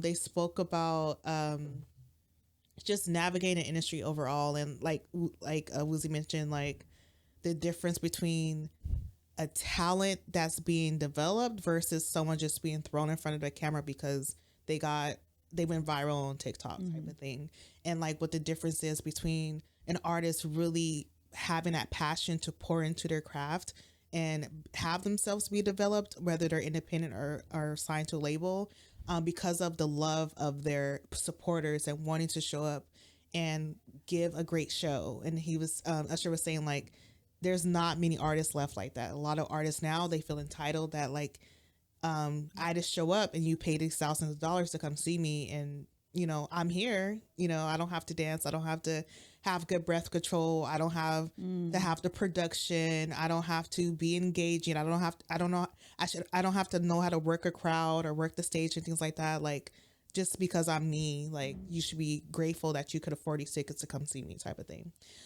So I really value the layers of the conversation around that. When it came to the 2023, them going viral with his concert and stuff, I thought they were going to share a little bit more, but they kept it cute, and I'm fine with that. I'm like, Classy. yes. Let me ask y'all, what more would they have shared? I thought that, well, he was clearly trying to make her say, like, did I directly cause an issue in your relationship? He asked that like 3 times, like a few times in that middle of the interview, and then he reiterated at the end of the interview, like, no, for real, did I disrupt your home? Yeah. And so I think that's what his intention was to just be like, have her Clear my name, nigga. yeah, clear his name, and like blatantly say like, no, like what she did. She was like, no, like there's other things in our relationship that led to this, whatever. Yeah. I don't know. I think for me, I just thought they would be messy. No, not messy. I just thought like Kiki might have gotten a little bit more detailed about like,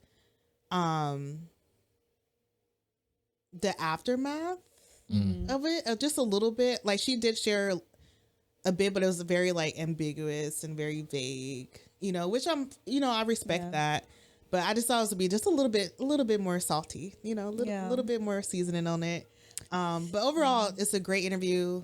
Definitely go watch it, listen to it. But yeah, it's wholesome. Yeah, I think it's pretty wholesome. Yeah, and I think my favorite part was her giving him his flowers, and how much she said like, I wanted to be you at one point, and I feel that way about a lot of people, like not necessarily want to be them because I don't know what these people really are like, but like as far as like their artistry and like admiring them for that. So I really enjoyed the interview. Yeah, it was a really good interview. I mean, at least the part I see, I'm gonna go back and watch the rest of it. I've been slacking on my YouTube consumption, but all the the problem I had with YouTube a while back was that I didn't feel like it was a lot of good stuff on YouTube. It kind of got blah for a second, but now I feel like what the could have been love and what like said Keke Palmer doing her show, Complex is back on the rise. Like all these shows are on there, like starting to get like, doing pretty good. Like compete for TV, where it's like, yeah, this is getting good again. I thought from the part that I've seen, I think it was a genuine conversation. I liked the concept, the conversation of like persona versus person is always gonna like interest me, because I feel like it applies not only to like people who work a career like an entertainer, but I feel like even me as a sales guy, like who I am at work is a little bit different than how I show up at home and in certain like it doesn't change significantly, but obviously you are a little bit more performative when you're talking to a customer and trying to become buddy versus at home you're just like on the couch with your stomach out like, man, I don't know what I'm gonna eat tonight. So I kind of want to break down that like thought, like when it comes, like, have you guys experienced anything like that where, somebody might have seen you in one space and when thrown off in a more intimate space, or vice versa? Like how do you guys feel about those like concepts? Like, has that experience, have you guys been affected by something like that? I'm sure I've had plenty of situations, but the one that's coming to mind, it wasn't anything negative at all. It was just so I'm a facilitator typically in the work that I do. So I facilitate workshops, I teach classes, things like that. And when I went to go visit my sister a few years back, I was still working, but I was working from home, and she got to witness me like teach one of my classes. And at the end of it, she's like, wow, like you be knowing what you talk about, and like you're really good at this, like you did a great job. And I was just like, thanks. Like she complimented me, but she was just like, I like she had never seen me like in that realm before of like showing up in that way, leading group, things like that. So she was just like, you're good at this. So I can see that. I think that speaks a little bit to, you know, this concept. Yeah. Yeah. I have the same. I feel like I have similar situations, especially with, you know, running across students outside of class, coming across them in class, or like actually this week I had I do this activity called speed friending. It's like speed dating, but it's, you know, the premise is friendship. And my students, we had an odd number of students in class, so I decided to participate. And you know, there's like 3-4 minute rounds. I got a new student coming. So one student joins me and he's like, I really don't know what to say. I've never talked to a professor like one-on-one before. And I was like, well, how's your day going? Like, Yeah. you know, so but I realized like in my classroom, I do show up a lot different than I do like in my personal relationships. Like I'm definitely way more intense in the classroom. I feel like outside of the classroom, I'm more reserved. Like I have to be on in the classroom. Like I'm on stage, you know, but if I'm not in the classroom, I'm not on stage, I think I make myself actually quite small. And so most people see me as like the way your sister was like, wow, you're really good at this. People are surprised by like, I think what I'm actually capable of. Yeah. Because of that. And I think that's such an interesting thing. Like, I don't know, like, I want to ask why do people do it, but I don't feel like it's that. I feel like it's like cut and dry. Like people just don't see you in all spaces of your life. People only know you. Like I remember one of my cousins used to call me Fat Boy. Again, mind you, I was fat like when I was like a kid, and he see me now, is like still kind of calls me Fat Boy. But I remember one time he saw me like at the time I was studying for like the real estate exam, just like really getting into it. I didn't end up doing it because I'm like it's not something I really was interested in. But I was sitting there studying. He was like, dang, like you really like sitting here like on your lunch break reading this like dense paper, and like you see like in his brain like dang, like this little kid who we like tell him to do something he don't listen, he hard headed, is now like this different version of this person. And it's just like I don't know, it's are we like stuck in that way as people, like where we see somebody, it's like hard for us to see that person like anything but that, kind of like how your mom always sees you as a baby, like, oh, you're still gonna be my baby, I don't care.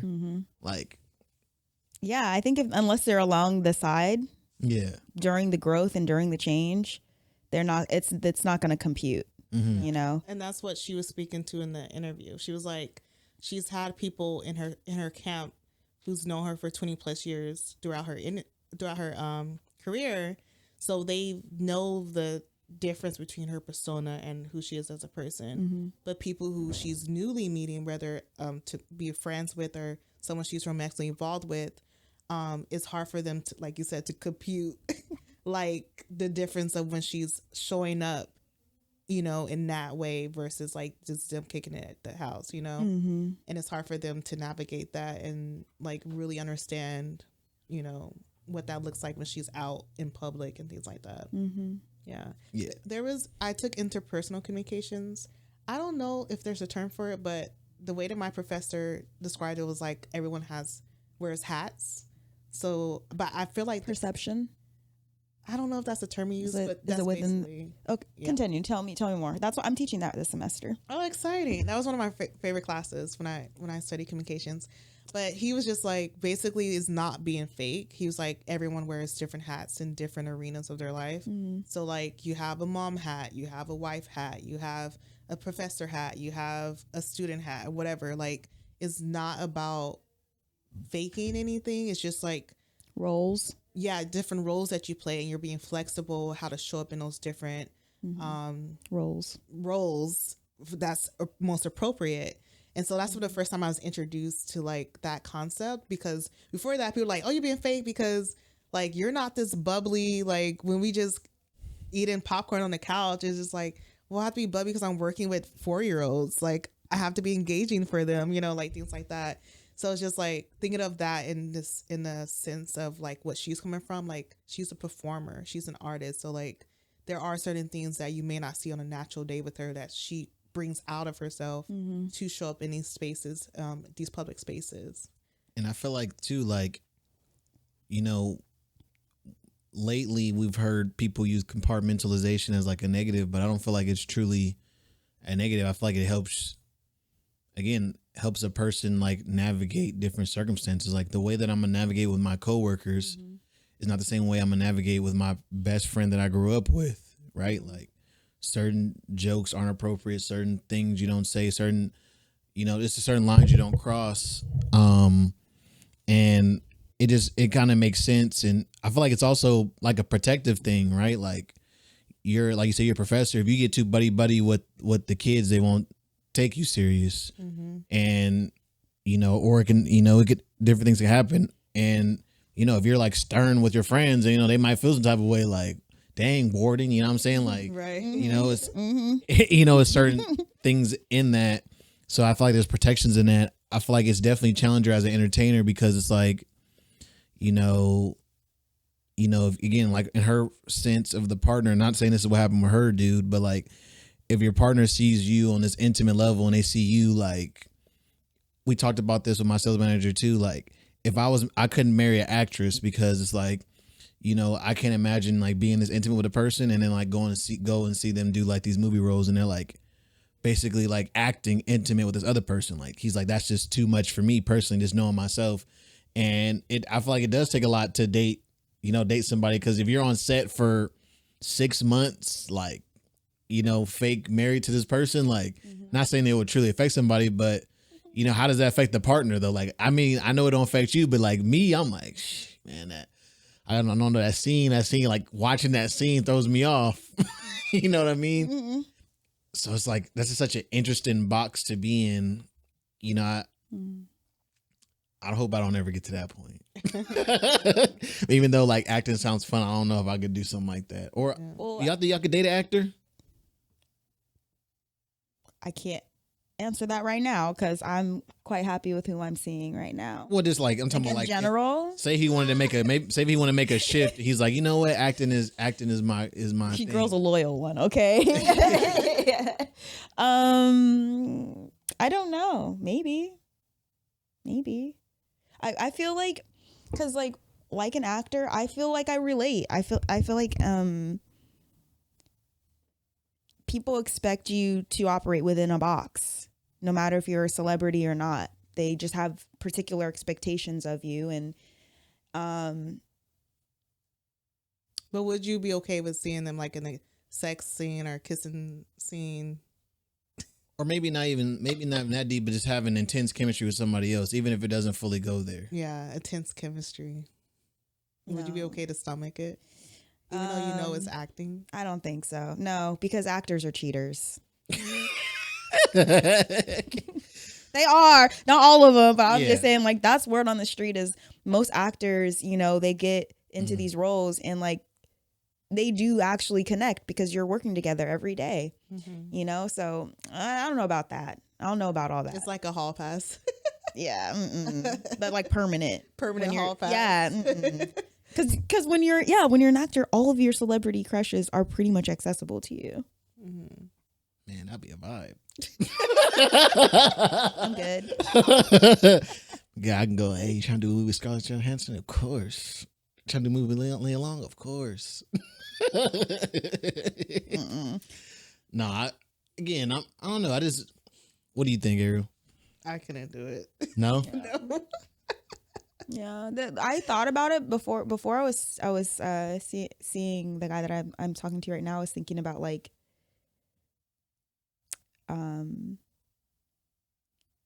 because I don't know. I was just thinking about, okay, my celebrity crush. I was thinking about my celebrity crush. Okay. Duke Dennis. Okay. He's very accessible. Let's go. No.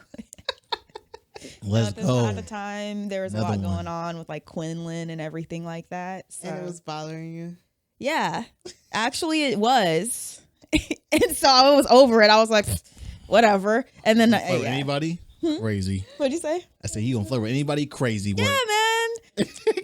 Anyway, He's like, it's entertainment for the stream, Allie. I actually saw that, and that also I wasn't mad at, but then I couldn't tell. So coming back to the F boy thing, because he has like 3 green cars or something like that, and accessories. That between that, the grill, Dude, Dennis is just a good guy. logs. Dude, Dennis is just a good guy. I believe that he is actually a good guy, but it's hard to tell because of his job, like, you know, and so like similar with Kiki and Usher, you know, that's part of his persona. Part of his brand is have. I mean, he started the term Riz. Yeah, you know, Him and Kai, him and Kai, yeah. But he's known as the Riz something they call him. I forgot what it was. The Riz. It's a few of them. Okay, yeah. It's not the Rizzler. No, Is that a bad one? They call him the Rizzler, but I don't think it's the one he identifies with. I know they call him Big. What's his name? Let me find him. But interesting. Yeah, interesting. It's a lot. Yeah, I was gonna say too. I mean, I don't know if I should say it. Should I say it? I'll say it. We kind of ran into that issue about us doing the podcast. People thought that there was something more than the podcast. Oh, us too? Yeah. So like we've experienced that ourselves. Where it's like, what are you talking about? Yeah, that's true. That's very true. People still ask me questions like that. So whatever happened? And I'm like, we're still friends. Like, and nothing happened then. We were friends then. Yeah.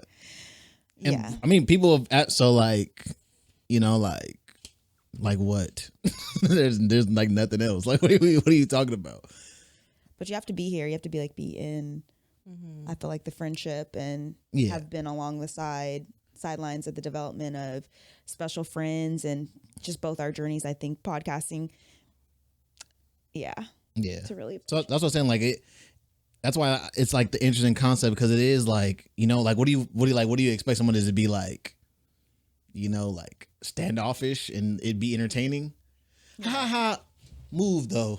You know, and also is that contingent upon the fact that like if you have 2 people on a podcast, because this happens with a lot, people are often trying to like ship people together. Oh, for sure. But it's like, does that mean like you can't have a legitimate platonic friendship that actually is like, the internet don't believe in it.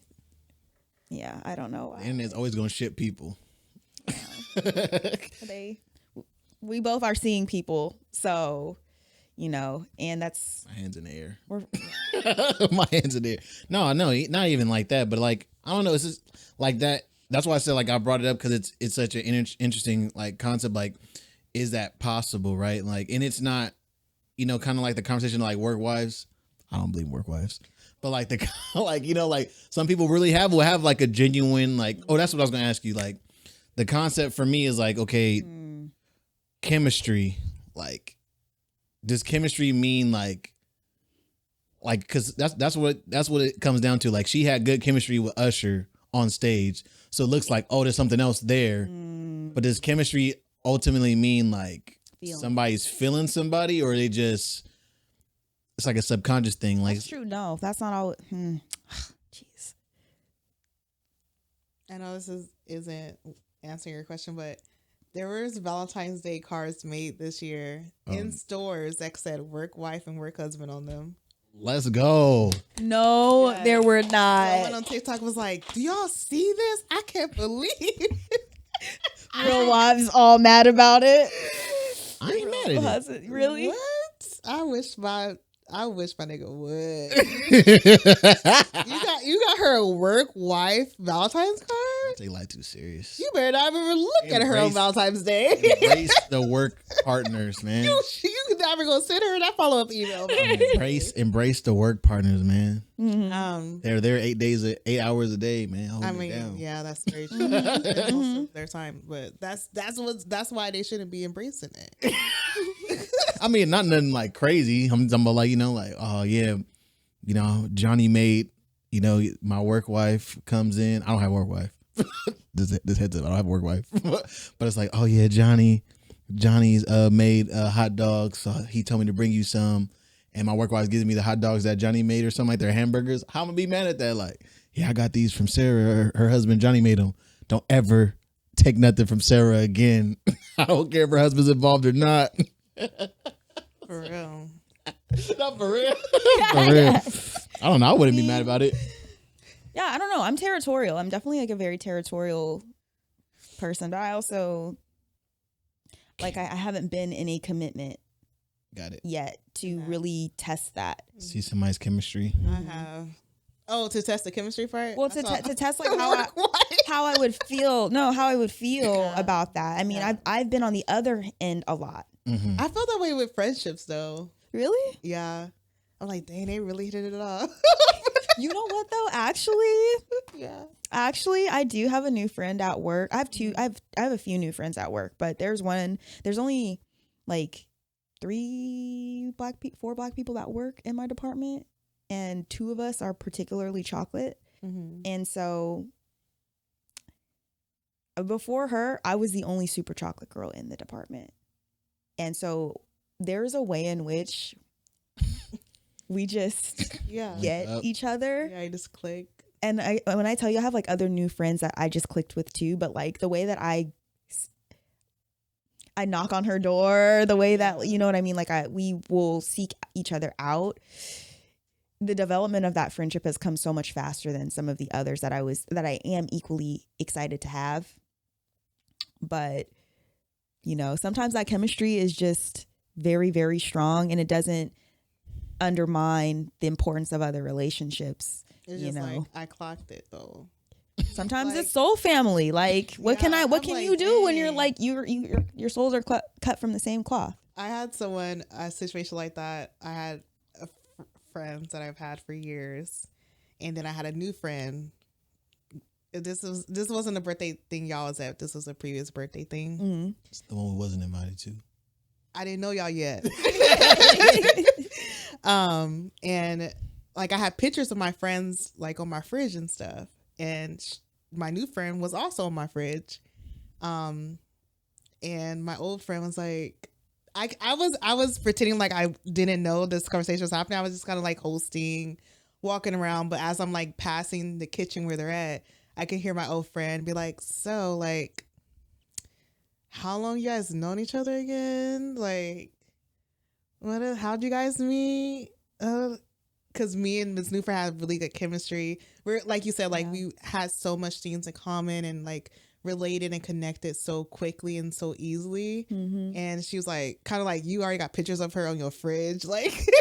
And this is my first time meeting her. Oh, But y'all buddy, so it's just like things like that. Like I feel like it happens in friendships too. Like people like, okay, why is your chemistry, feeling a lot more than our chemistry or something, like, so I think it can happen in any type of relationship. Well, no, that's true. That's for sure. Because you think about your best friend. Yeah. And like your best friend, like you have that best friend, but you might have a friend you hang out with more often. Mm-hmm. Right. Like y'all have more hobbies that align. And more it can't be opportunities like, to dang, you sound your best friend, but like, man, I see you hanging out with. Exactly. Yeah, I see you hang out with blah, blah, blah all the time. Like y'all always going to the gym together, stuff like that. It was like, you don't like the gym. Okay, I know I don't like the gym, but let's something that we could be doing. You know? How can we get our chemistry to be like that chemistry over there? Yeah. But it's, maybe not a fair comparison all the time. Yeah. Like this conversation's got me really thinking right now. I just that's why I said like what she said was really dope, because I don't know. I think I could separate the persona from the person. Yeah. I think so. Yeah. I actually, yeah, because I think I can, but I still probably would prefer not to watch if they're an actor particularly. Oh yeah, not watch. I don't think I could watch the scene. That's how I feel about music videos. Oof. Oh yeah. I don't know if you're like a person who like the guy that I'm seeing right now, he's very friendly. He is friendly, yes. But he's I'm sorry. Is that the first impression that came to mind for you? No. I just saw what that was you gonna say. I'm not finishing the sentence. No, I was gonna say a lot of his work requires being, in community and, being like a speaker of things. And so like there's definitely a lot of interacting with people, a lot of people that he's had, worked with in the past. And so a lot of just like, how do you know them? And how do you know them? Cool. It's good to know. And, you know, being secure in self is a big part of that. Right. So, yeah, I don't think it's impossible. But, we'll see. Yeah. About that. Yeah. I think the way I grew up is another indicator, like why I think I should be okay with it. Because I think about my mom and my dad as y'all was talking. They're probably like the most overly social people ever. Like my dad more than my mom. And it's like one of those things where actually they really compete for the title really like pretty heavily. Like my mom's the type of person where it's like someone sees you like, who's your mom? Blah, blah, blah. You blah, blah, blah, son. And then it becomes like this whole thing. And then it's like, I don't even know how you know me through. Okay. And then same thing, like my dad, I don't have that experience with him, but like if we go somewhere, he just talking the ear off. And then obviously as I shared like last podcast that I have that same thing where it's like that same spirit, that energy. I was be walking around, like I was at the coffee shop the other day and I was co-working with someone. And we're sitting there, and there's a guy there, can't speak English, speaks Ukrainian. I'm just sitting there, and I'm just editing away. I don't know what I'm looking like. I'm just editing. He reaches across and was like, showed me like this message that he like spoke into Google Translate. And was like, can you hold my spot, blah, blah, blah, blah, blah, and things like that. And then before that, I talked about a guy named Matt that I met at the coffee shop and things like that. And the person I was with was like, you make a lot of friends at Temple. Like nobody ever talks to me when I'm here, but every time I'm here with you, like somebody always like started some kind of conversation or things like that. I'm like, I don't be doing nothing. I don't be trying to talk. I just be in my own little world. And I feel like, again, like with that, because I've seen my mom and dad interact with that with both genders. So for me, like I feel like I do the same thing, but I'm like, you know, like that's just who I am. It's not like I'm about to take it to the next level. It's like, oh yeah, they're a dope person. Next. Like I'm like back next to my next activity. Like I'm not even thinking about them for real. So now I'm like, I can see like somebody else. I assume, maybe that's the problem. Yeah. I assume that naturally people are probably more that way. Like I think people like interacting with people, whether they be boy or girl. Mm-hmm. And I would hope that when people interact with the opposite sex, that it's not always like, that's feeling the same. Yeah. I wish we can get to a society where that's the case. Yeah, like where you just see this person as a human and not like have this extra agenda or attention behind your interaction with them. Mm-hmm. Mm-hmm. I agree. Yeah. I feel like we both have similar experiences where, you know, we're both we're in places where we're very seen and public. And anytime you've got a personality that's utilized in a public space, it's easy for you to have chemistry with lots of different types of people. So yeah, being secure in yourself's like, that's the lesson of today, folks. Kiddos out there, be secure and don't wear dangly earrings. Yep. Yeah. Don't buy Cybertrucks. And don't buy Cybertrucks. That is sick word. Or something else. Was there anything else you guys want to talk about? We did have some drama going on. I don't know if you guys want to give your highlights. I mean, I think Najara's was really good, but that's the only one I feel like I dramatic. I wish I could have recorded the way, like, if you saw the emotions that was on Allie's face. It wasn't recorded? No. Oh, man. Oh, the light was on. The light was on, but I deleted it. Dang. Oh, you deleted it? I didn't want to put nobody on blast. Oh. I wanted to see I didn't think you were going to have that much of a visceral reaction to it. Oh. I'm sad you deleted that because I almost cried. Yeah, I thought you were. Like, you got... So, basically, we bring people in. Welcome to our drama corner. Yeah, we wanted to do a segment called Drama Corner because, again, while I don't want to be messy, I like to be in the mess. You know what I mean? Observe it. Yeah, observe the mess from a distance. So not obviously, there's a lot of drama that's always out there. So I kind of want to make a segment that'd be fun to like for us to bring our favorite drama pieces to the forefront this week. And we all have our own, but I was showing them before the podcast that we about the Temptation Island and the Spain one, I believe it was, and it was a lot. So I had to give them the context because, you know, it's one thing to explain something to somebody, but it's another thing to show them what happened. So I'm not gonna link it, but if y'all want, hit me up on Instagram or something like that. I'll send y'all the link. But it basically, I gave them the context of like, on this show, there was a character called Montoya, and from what I understand, each partner like observes the partner like interacting in their spaces and see how, basically see if you can trust that person. And from what I understand, they also have been through something before. It's not like these are like squeaky clean relationships. There's been some kind of like tumultuous relationship, and this is supposed to be like either to show like, oh, this person really is trustworthy, but from what we've seen, these relationships are trash. So the one recently was Montoya and Anita, and I guess she, in the previous episode, she watched him like interacting with this girl and they kind of were dancing. So he was watching her interact with this guy, and it went all the way. It went completely downfield. And it got to the point where where the video starts where like the guy's watching her getting into the bed with this other guy, and he's like destroyed. Like he's falling out. Yeah, he's like, I can't believe you did this. I can't believe you're gonna do this to us. You're gonna tear us apart. I gotta leave. And the lady's just like, sit down, Montoya. Like no emotion. The host, yeah. The host don't care about him. It felt like, just sit down, Montoya. Sit down. We don't care.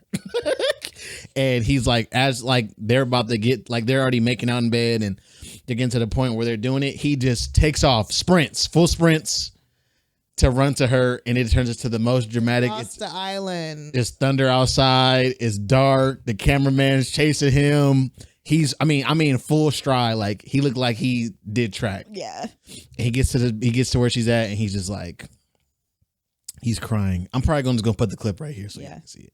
I'm just gonna put the clip right here so y'all can see it. But be warned, if you have any experience or any traumas with infidelity, it may be triggering for you. It's definitely intense. It's definitely real. Cámara 11. Le da pena, mira, qué asco, tío. Qué asco, cariño. ¿Cómo te vas a arrepentir de esto, cariño? Con la gambita, que me ha reventado. ¡Me ha reventado! ¡Llora! ¡Llora! ¡Llora con ese escombro! ¡Llora! ¡Esto es lo que quieres en tu vida! ¿Que vamos a dormir? Sí.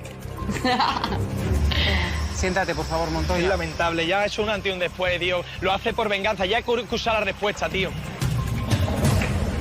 No quiero esto verlo, quiero ir. ¿Te quiero ir a la playa, por favor, descansar. Montoya? Venga, lo voy a ver contigo, venga, vamos a ver lo que te... Vale. Papa frita va a llorar. A la playa. Qué vergüenza, plapa frita, tú eres un mierda de persona. Te vas a arrepentir toda tu vida de esto. Disfruta, disfrútalo, disfruta. Me has reventado por dentro. Me has reventado por dentro. Tranquilo, Montoya, por Yo no he favor. hecho nada, coño. Solamente de ti. ¿Quiere dormir, te ha dicho? Si no estuvieras aquí, no se lo haría. ¿Puedo ver esto, Sandra? ¡Cabrona! Por favor, Montoya, por ¡No favor. puedo! ¡Por favor, Montoya! ¡Cabrón! ¡Montoya! ¡Montoya! ¡No te amo! ¡Montoya, vuelve! Te estaba deseando, tío. ¿Dónde estás? ¡Montoya, por favor! ¡No te amo! ¡Ah! ¡Montoya! ¡Montoya!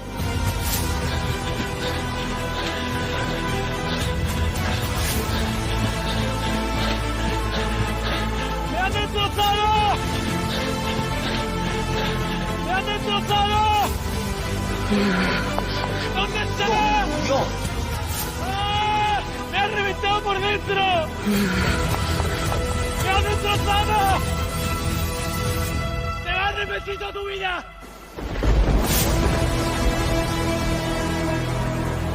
That's probably one of the realest infidelity clips I've seen on social media ever. Yeah. And the fact that they, like, I know when they were in the editing room, they were like, yeah, this about to eat.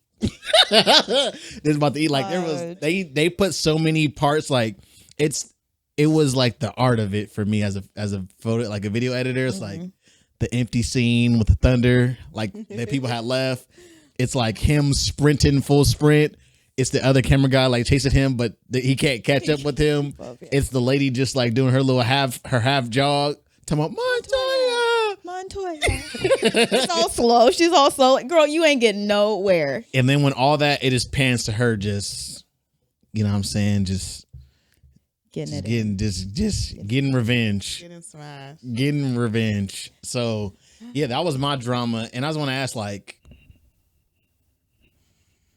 what would y'all do? Was he valid?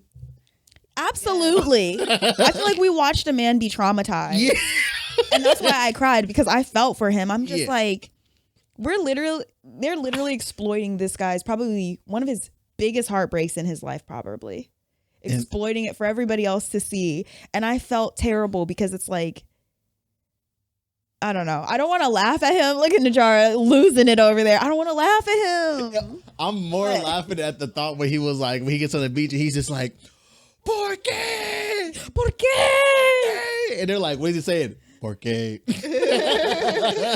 You know why. Bro, you know why. You know why. He's on the beach, is like playing in the sand, talking to the host. Yeah. She runs over there. I don't want to. Like, what? I want to be with you. What, girl? No, my favorite part was What? when it clicked for her. Like, she's staying there with her housemates, and the guy she was just in bed with, like, has his arms around her, like, trying to console her, comfort her. And you can see, like, something's going off in her mind. Like, wheels are turning. This is not worth it. And she's not, like, engaging with him. He's kind of just, like, trying to show affection, but she is not being responsive to it. And then within, like 2 minutes, maybe not for a full 2 minutes, something goes off, and that's when she leaves and sprints to the beach to tell this man that she just cheated on. You guys are not supposed to touch each other. What are you doing? The host, I get it, but girl, There's rules. at this point, We watched a man break up. at this break point, down. What is your purpose here at this point? Because she wasn't helping. you guys can't touch each other. This is against our house. There's gonna be repercussions for this. Like, hey, I'm going home after this. What do you Literally, mean? I was like, yeah, man, I wouldn't wish that on my worst enemy, dog. No. No. Yeah, it was like, so like, I'm just laughing at the poor K part, but yeah, that was very, again, I haven't seen good TV like that. I hate to say it that way, because think about it. He has lived that twice. He actually lived it. And then it has to come out after they edit it. He has to watch it again. Like, she did a video, like her fake crying, but like showing that her life has moved on and stuff like that. But it's like, dang, bro, I couldn't imagine living that twice. Because like you said, that's intense. Watching it, I can imagine like That's literally Going him. through it, yeah. As a bystander, I was like, wait, whoa. I loved it. What's up, y'all? It's your boy Wuzi. If you're enjoying this video so far, please do me a favor and like and subscribe to the YouTube channel. It helps us out so much and lets us know what videos you like so we can create more content like it. So if you can go down below, like the video, hit that red subscribe button, I'll really appreciate it. Now let's get back to the video. Allie has hers. Mine was, it's just a little shout out to Drewski's new show. Was it Could Have Been Love? Yeah, Could Have Been Love. Could Have Been Love. Episode 1. So my favorite part was at the end when he's giving out his last rose, and there's two people. It's Morris and I'm sorry, Southside. So Morris is trying to get she's getting worked up because she's, Mind you, Morris has Juicy's name tatted on her. Mm-hmm. Like a real tattoo on her boob. Yeah. So yeah, basically like. Sorry. Yeah, you're good. It's like the show is like the traditional dating show bunch of. It's like Flavor of Love or like any other Bachelor. It's like The Bachelor is supposed to be. Yeah, so Drewski's trying to find his love. He's got 2 people left to give a rose to. One of them is automatically counting herself out before he gives the rose. So she has a whole fit. She falls out on the floor like, Drewski, you gonna do me like that? You gonna do me like that though, Drewski? I flew out here for I you. flew out here for you. I got your name tatted. And then he goes off and he reveals that she actually is staying. At this point, the other woman is consoling her. Mm-hmm. The other woman's like, okay, like if it's between us, like I'm obviously going to get chosen. Mm-hmm. So she's like rubbing her head, rubbing her back, like it's gonna be okay, girl, get up, like it's gonna be okay. I'm obviously gonna get chosen. It was the opposite. It was a whole plot twist. And the way that she switched up, she's like, "Oh, bitch, he chose me." Bitch. And man, it was 10 out of 10. It was. I'll put the clip right here so y'all can see it, but Yeah. it was masterpiece. Ladies, you're the final two, which means one of you will get to continue to compete for $50,000 in this man's heart, and the other one will be getting on that bus and going to God knows where. Do you want to say anything before we find out who it is who's going home? If you don't pick me, I still love you, fool. I respect that. Same by me. If I don't get picked, I mean, it will hurt real bad, but at the end of the day, it is what it is. I still love you. It is what it is. That's f***ed up, though. That's crazy, my n***. That shit f***ed up, Drewski. But I went through the extreme for you, my nigga. And you didn't pick me? My nigga, I know some shit, though. I'm my mama. I'ma f*** this house up. I'ma show your ass. I'ma show your ass, Drewski. Okay, Let's get to it. let's get to it. I gotta fly, my nigga, to come be with you, and you didn't pick me? Shut the f*** up, bitch. Cause he picked me, ho. You'll be all right. Oh, Jesus. Oh, bitch, you finna fall. Jesus. Let's get to it. Drewski, you ain't pick me. Let's do it. Let's do it. Get your big ass up, bitch. Drewski, you ain't pick me. Bitch, I'ma help you one time. Get your ass up. Who's the weakest? Oh, definitely Miss Memphis. She finna be out the door. Let's be for real.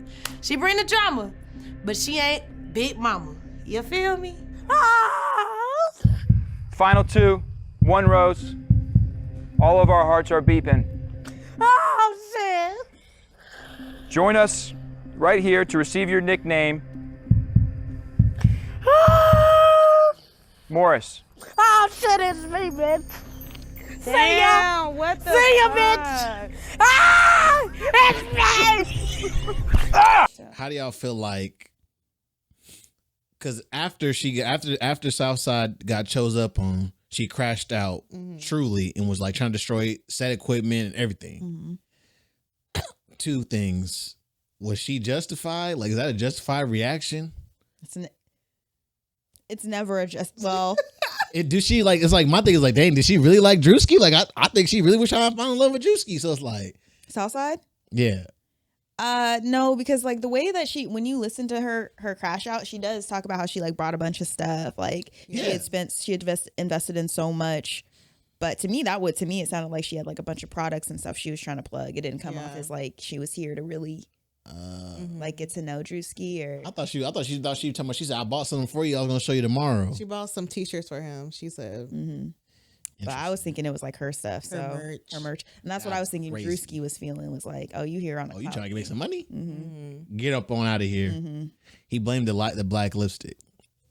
that was the first thing he said though when he did meet her. Was like, why she got that around her lip?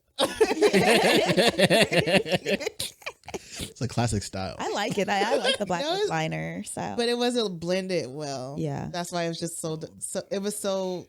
She still looked good. She's a beautiful woman. Yeah. But yeah, I did my lips lined my lips like that once, and I didn't blend it well, and I took pictures, and I look good in the pictures, but I just always look at my lips. I'm like, oh, that's not.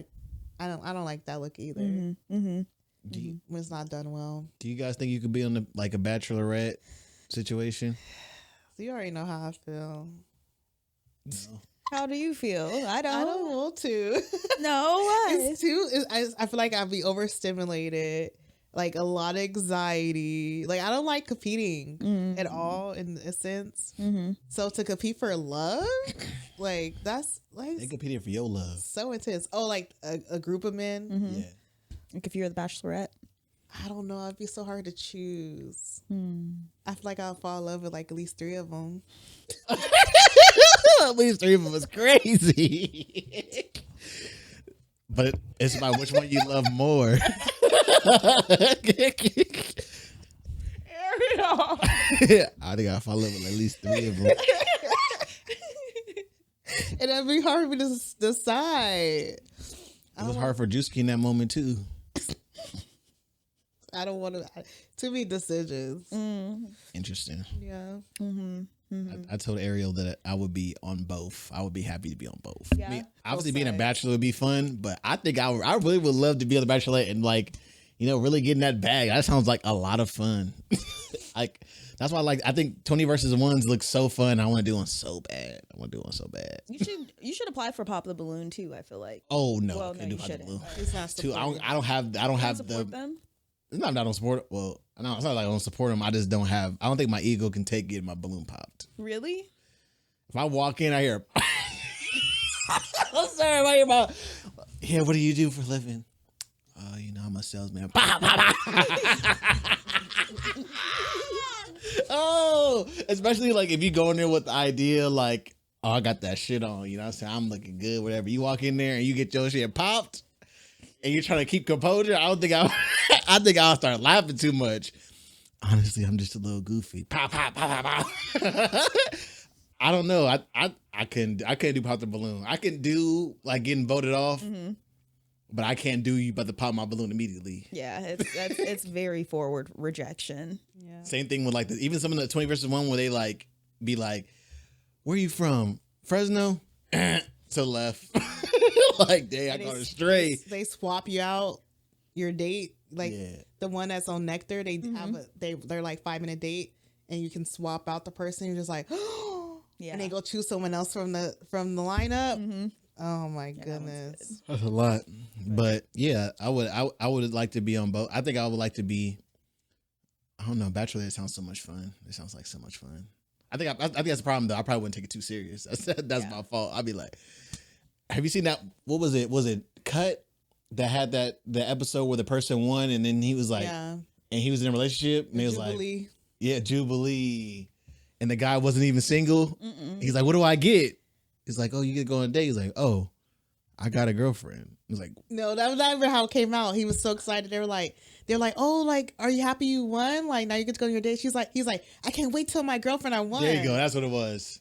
And they're like, you're in a relationship? And the girl's like, the girl that he matched with is just sitting there like, stumped. Like, what? He's like, oh yeah, like I have a girl.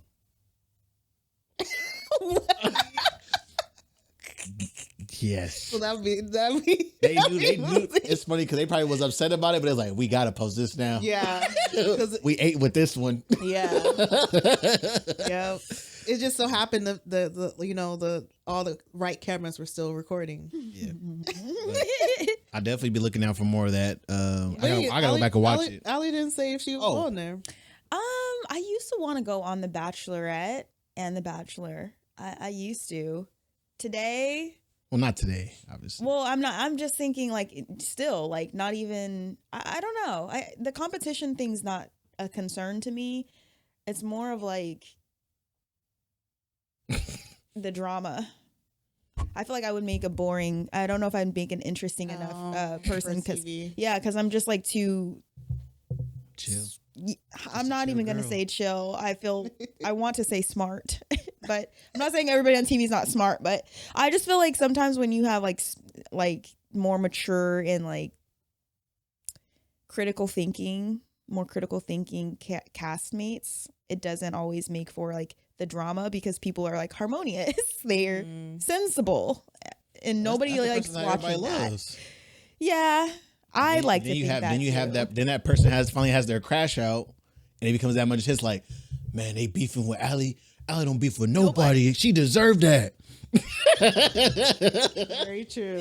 I'd rather go on something like Real World or something like that. But one of my dreams in life. I don't know about dating shows.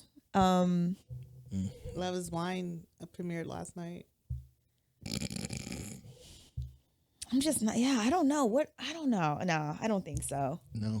I used to want to go and pop the balloon though. I'm not gonna lie. When it first started. When it first started. Would you be able to handle getting popped when you first walked out? Yeah, because I've been single for so long. That's the thing too about the dating shows. It's like I also feel like I've been single and dating for so long that what? I'm not laughing at that. I was just laughing at the balloon pop, like the pop. Well, it's true because that's what it is. I feel like I've had balloons popped on me enough times, and I've had to pop balloons myself, metaphorically speaking, that like being rejected is, it's not that it's not hurtful, but like I feel like I can make sense of it a lot better now than I could before. And also I love myself so much more where it's like, okay, well, you know, I'm not your tea, but I'm somebody's tea. And so, you know, I don't know. On that note, if someone popped your balloon and then they want their balloon back, how do y'all feel about that concept? Well, recently I haven't watched a lot of this season's episodes, but the few that I have, they've been moving kind of weird. Like the men in particular, like they popped their balloon because they're like, oh, I think homeboy and you got good chemistry, so I didn't want to disrupt y'all chemistry. Yeah, now we're trying to be homies. Yeah, like they've been like more homie oriented. Like, oh, he looked like he was feeling you, so this and that. And I'm just like, that's real niggas, man. So if it's that type of Shake her head. If it's that type of situation, maybe I would consider it. Maybe. But it's just like, look at her face. But it's just like, but why would you not fight for me? Like, why are you feeling each other like why are you homing up over this man you just met an hour ago? Right. Like, you gotta let you're already putting your bros before me. Like, let shooters shoot. And that kind of like can foreshadow how you gonna move in our relationship. You know? And it limits a woman's choice too, because you know, like, I don't know you. And also dudes are like making choices for them because of your perception, not because of like. And every time that's happened, you participating in the competition. Yeah, the lady has been like, no, like I actually wasn't gonna rock with him. Like I was about to pop his balloon. Like I was rocking with you. Like, so that's balloon back. So that's happened multiple times. The one of the episodes, he did end up asking for his balloon back. And she was like, no, I don't want you to have your balloon no more. Yeah, I've seen a few like that where they're like, oh, you popped it, your loss. I'm like, yeah. That I mean, people would just be counting themselves out. Yeah. Yeah, and that brings to the point where I feel like if you pop your balloon, you should leave. Like you pop your balloon, should be out. Yeah, like I don't want to see you. I know they be standing up there for a long time. Yeah, it's like you still commenting, like, bro, I don't want to hear you commenting back there. You popped your balloon. That's true. That is true. Stay quiet. Because that's the part that I wouldn't be able to handle is like people telling me why when I didn't ask, or like it's enough to know that you're not into it. That's good. Like I don't need the explanation. But that's the whole roll of roulette. But that's the problem, because then people will be on the defense. Like, why you pop my balloon?